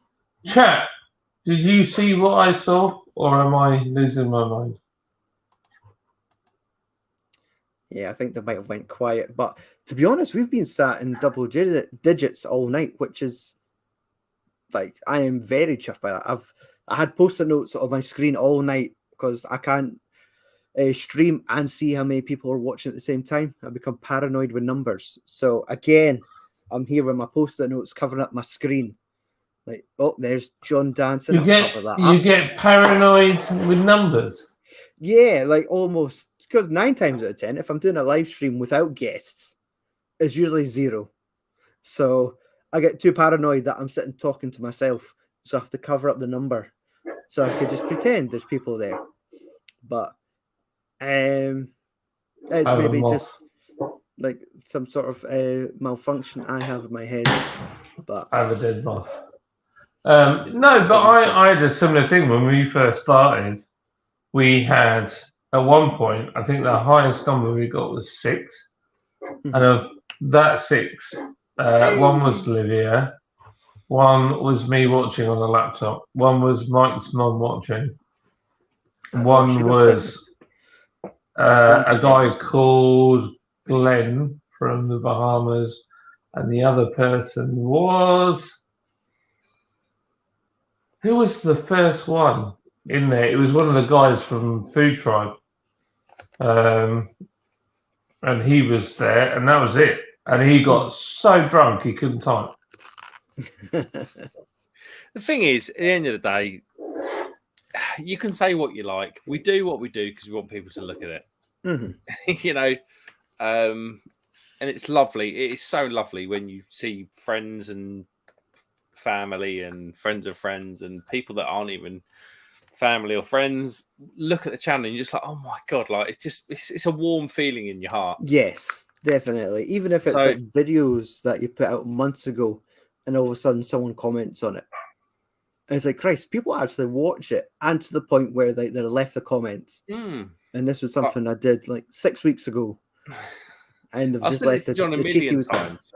A million times I've said to John, like, we do this because we want people to watch us. It's like you can call anybody a narcissist or anybody a this or that or a social thing or you're this or you're that. Like, we kind of are the same. Like, what makes me think I'm going to stand here now is going to make people watch me. It's like, but this sound is a different matter. I think that was meant to be like a smoother thing in there. Looks like you're giving head to a hedgehog. Well, what if you could clip that? Shut the front door. Can you? Oh, sure, please. That is perfect for short. I mean, the sound was perfect. That is totally hashtag ASMR right there.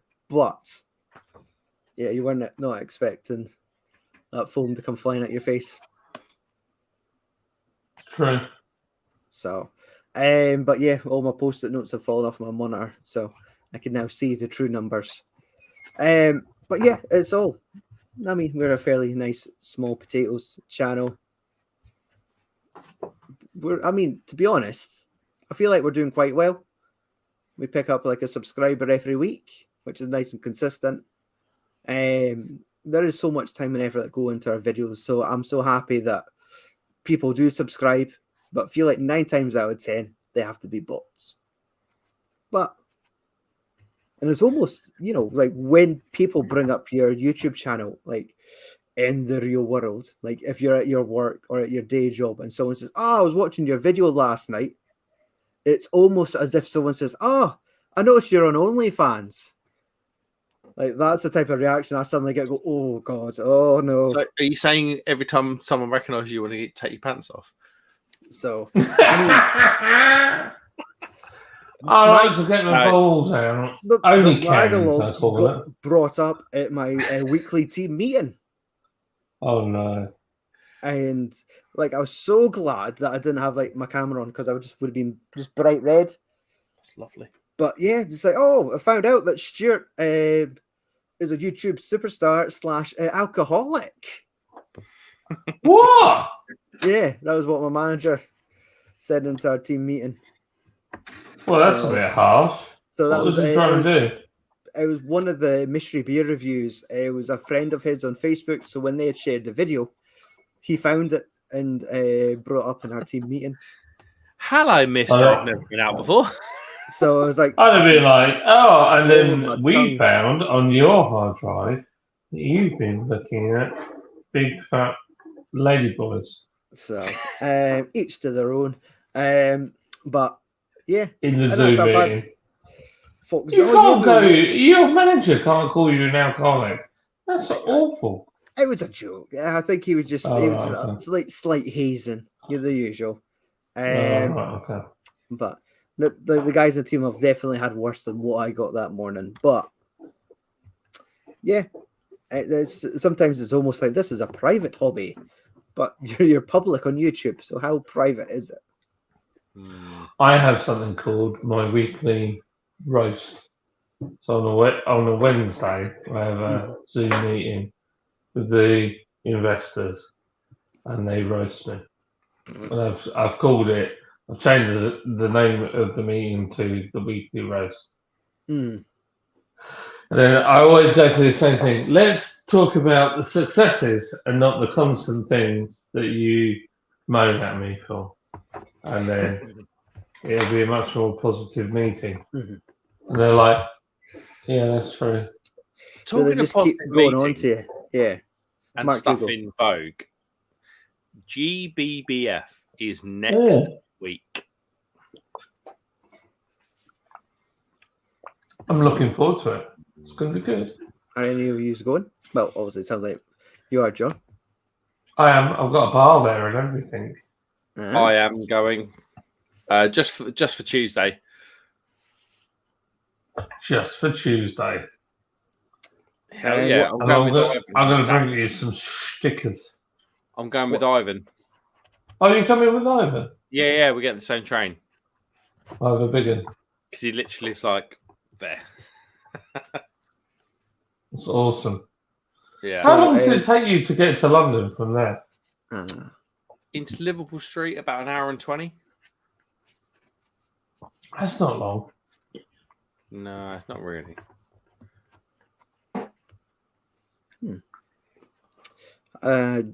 Well, that's it. I'm going to London at the end of August, but I don't think there's going to be a lot of beer guys there because it's a wrestling event I'm going to. So it'd be cool if there is beer tubers going about in the area that time. There might be me and Tom, but Google a beer festival there.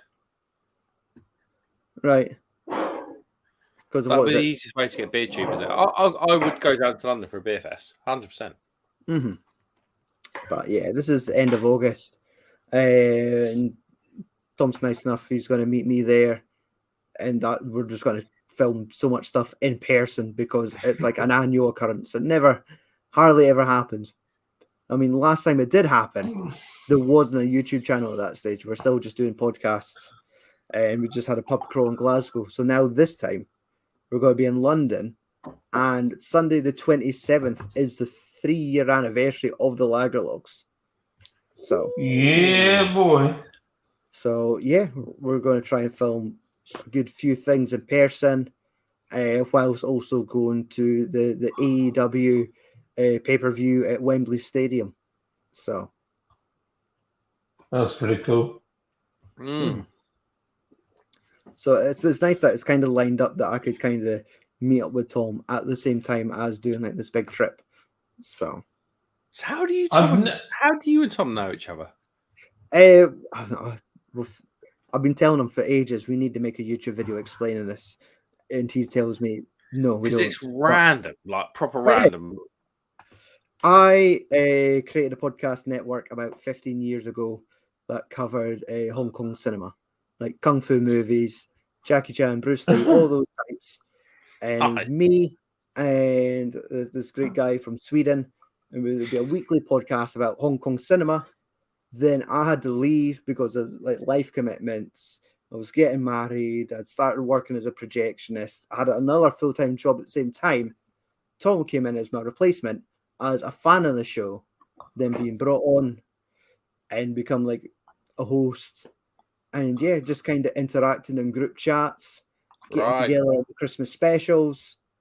And it was like we met in Dundee about 10 years ago because he was up in Scotland. So we got pest in Dundee, had a great time. I went to Birmingham about 7 or 8 years ago, met up again with him, got had a couple of drinks, had a great time. And then when it was lockdown, Tom started organising Saturday nights, get everyone together on Skype, have a drink, talk about how we're feeling.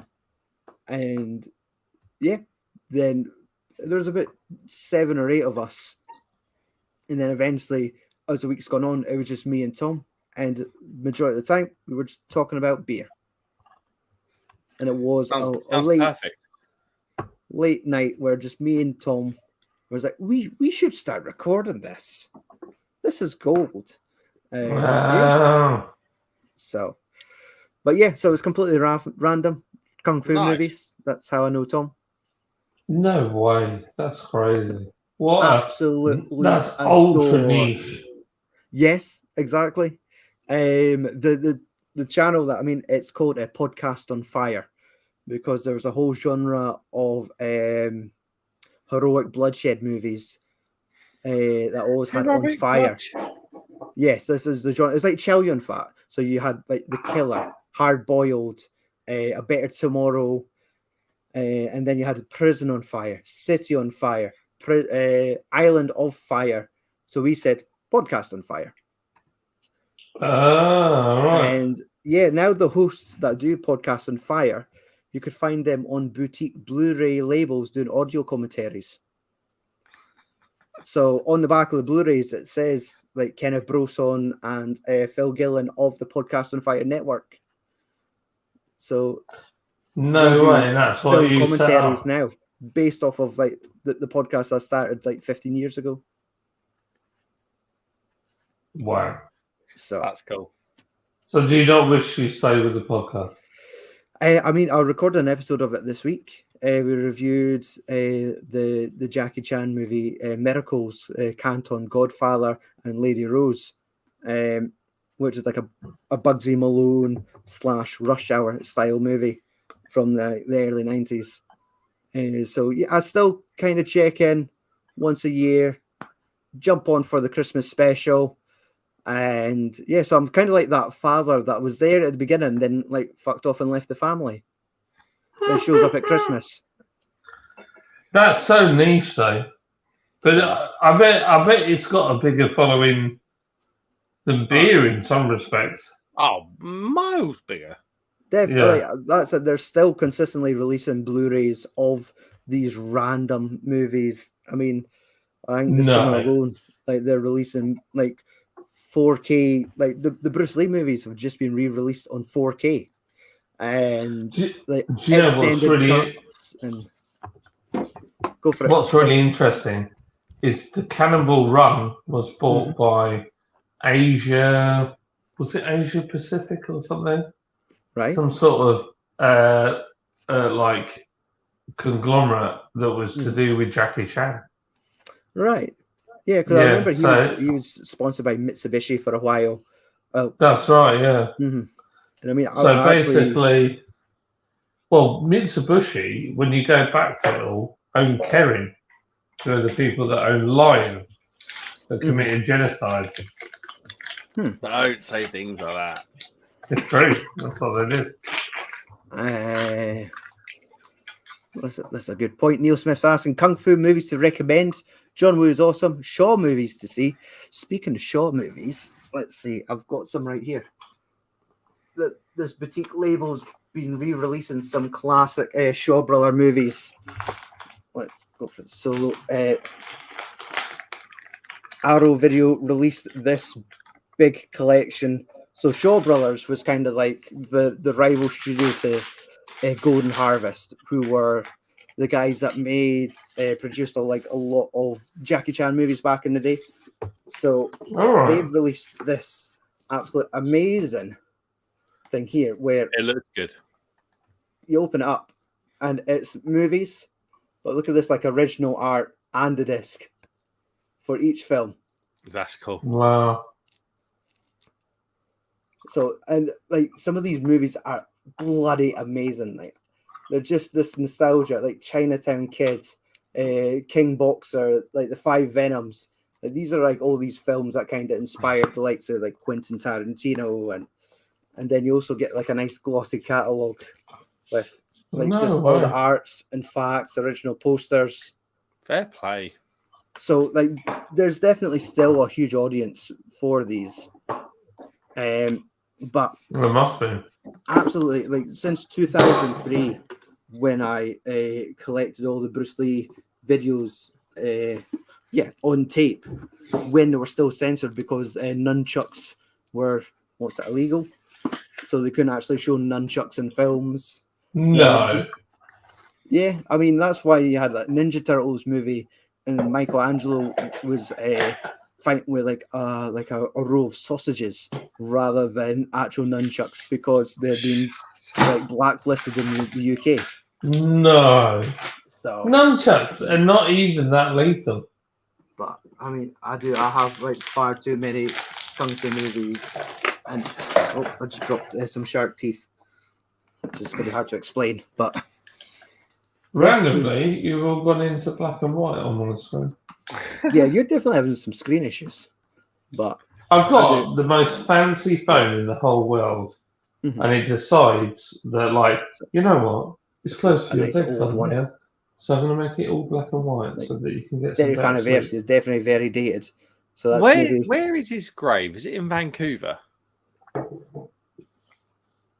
What do you mean? What, in Canada? Or Oregon or somewhere? Bruce Lee's grave. Oh, Vancouver's not in Oregon, is it? Vancouver's in Canada. Yeah. but no, definitely like if people haven't had a chance to see like the Better Tomorrow movies, like, I would highly recommend those. Like The Killer, like a lot of stuff. You know how Was it in John London? Woo went to America and made Face Off. That was more or less like an American remake of like The Killer, other than No. swapping faces. The whole thing's about fighting on speedboats, doves, churches, run around with Joe pistols. It's all been Okay. done before. So it's all Brucey's- been nicked. So it's the same director doing it both times. I think he just not phoning it in, but he was definitely throwing in what he knew already. So, but yeah, I am a giant Outrageous. Hong Kong movie nerd. Right, So, boys and girls, I'm absolutely off. I'm one beer away Yeah, from me being too. silly. yeah, Yeah, me too. it's past 11 o'clock. Thank you And for staying this long. I just really want to get Mate, naked. this is so- how long is this? Been like three hours? 4 hours? Just 3 hours, 17 minutes. That's And good. There's Yeah, I'll still take that. people actually stuck around to watch it. So fair play to you guys as well. Got me in a movie mood. Hey. Awesome. Oh, right. I love you all. I'm going to have to love you and leave you because I'm busting for a 10-100, which I can assure you is better than a 10-200. So I love you all. Stuart, thanks for having me on. I've learned a lot about Hong Kong movies. I feared that. And I've had a good time. I've really enjoyed it. Thank you. It's been a It's really a good joy live stream. to see you join me tonight. It's definitely Yeah, it's been good fun. I hope I haven't been too annoying. No, there's nothing that I don't have more fun than kicking you out a live stream over and over. I love it. I love it. One of my highlights tonight. No, you can kick me out as much as you like, mate. That's half the fun of it, isn't it? Oh, definitely.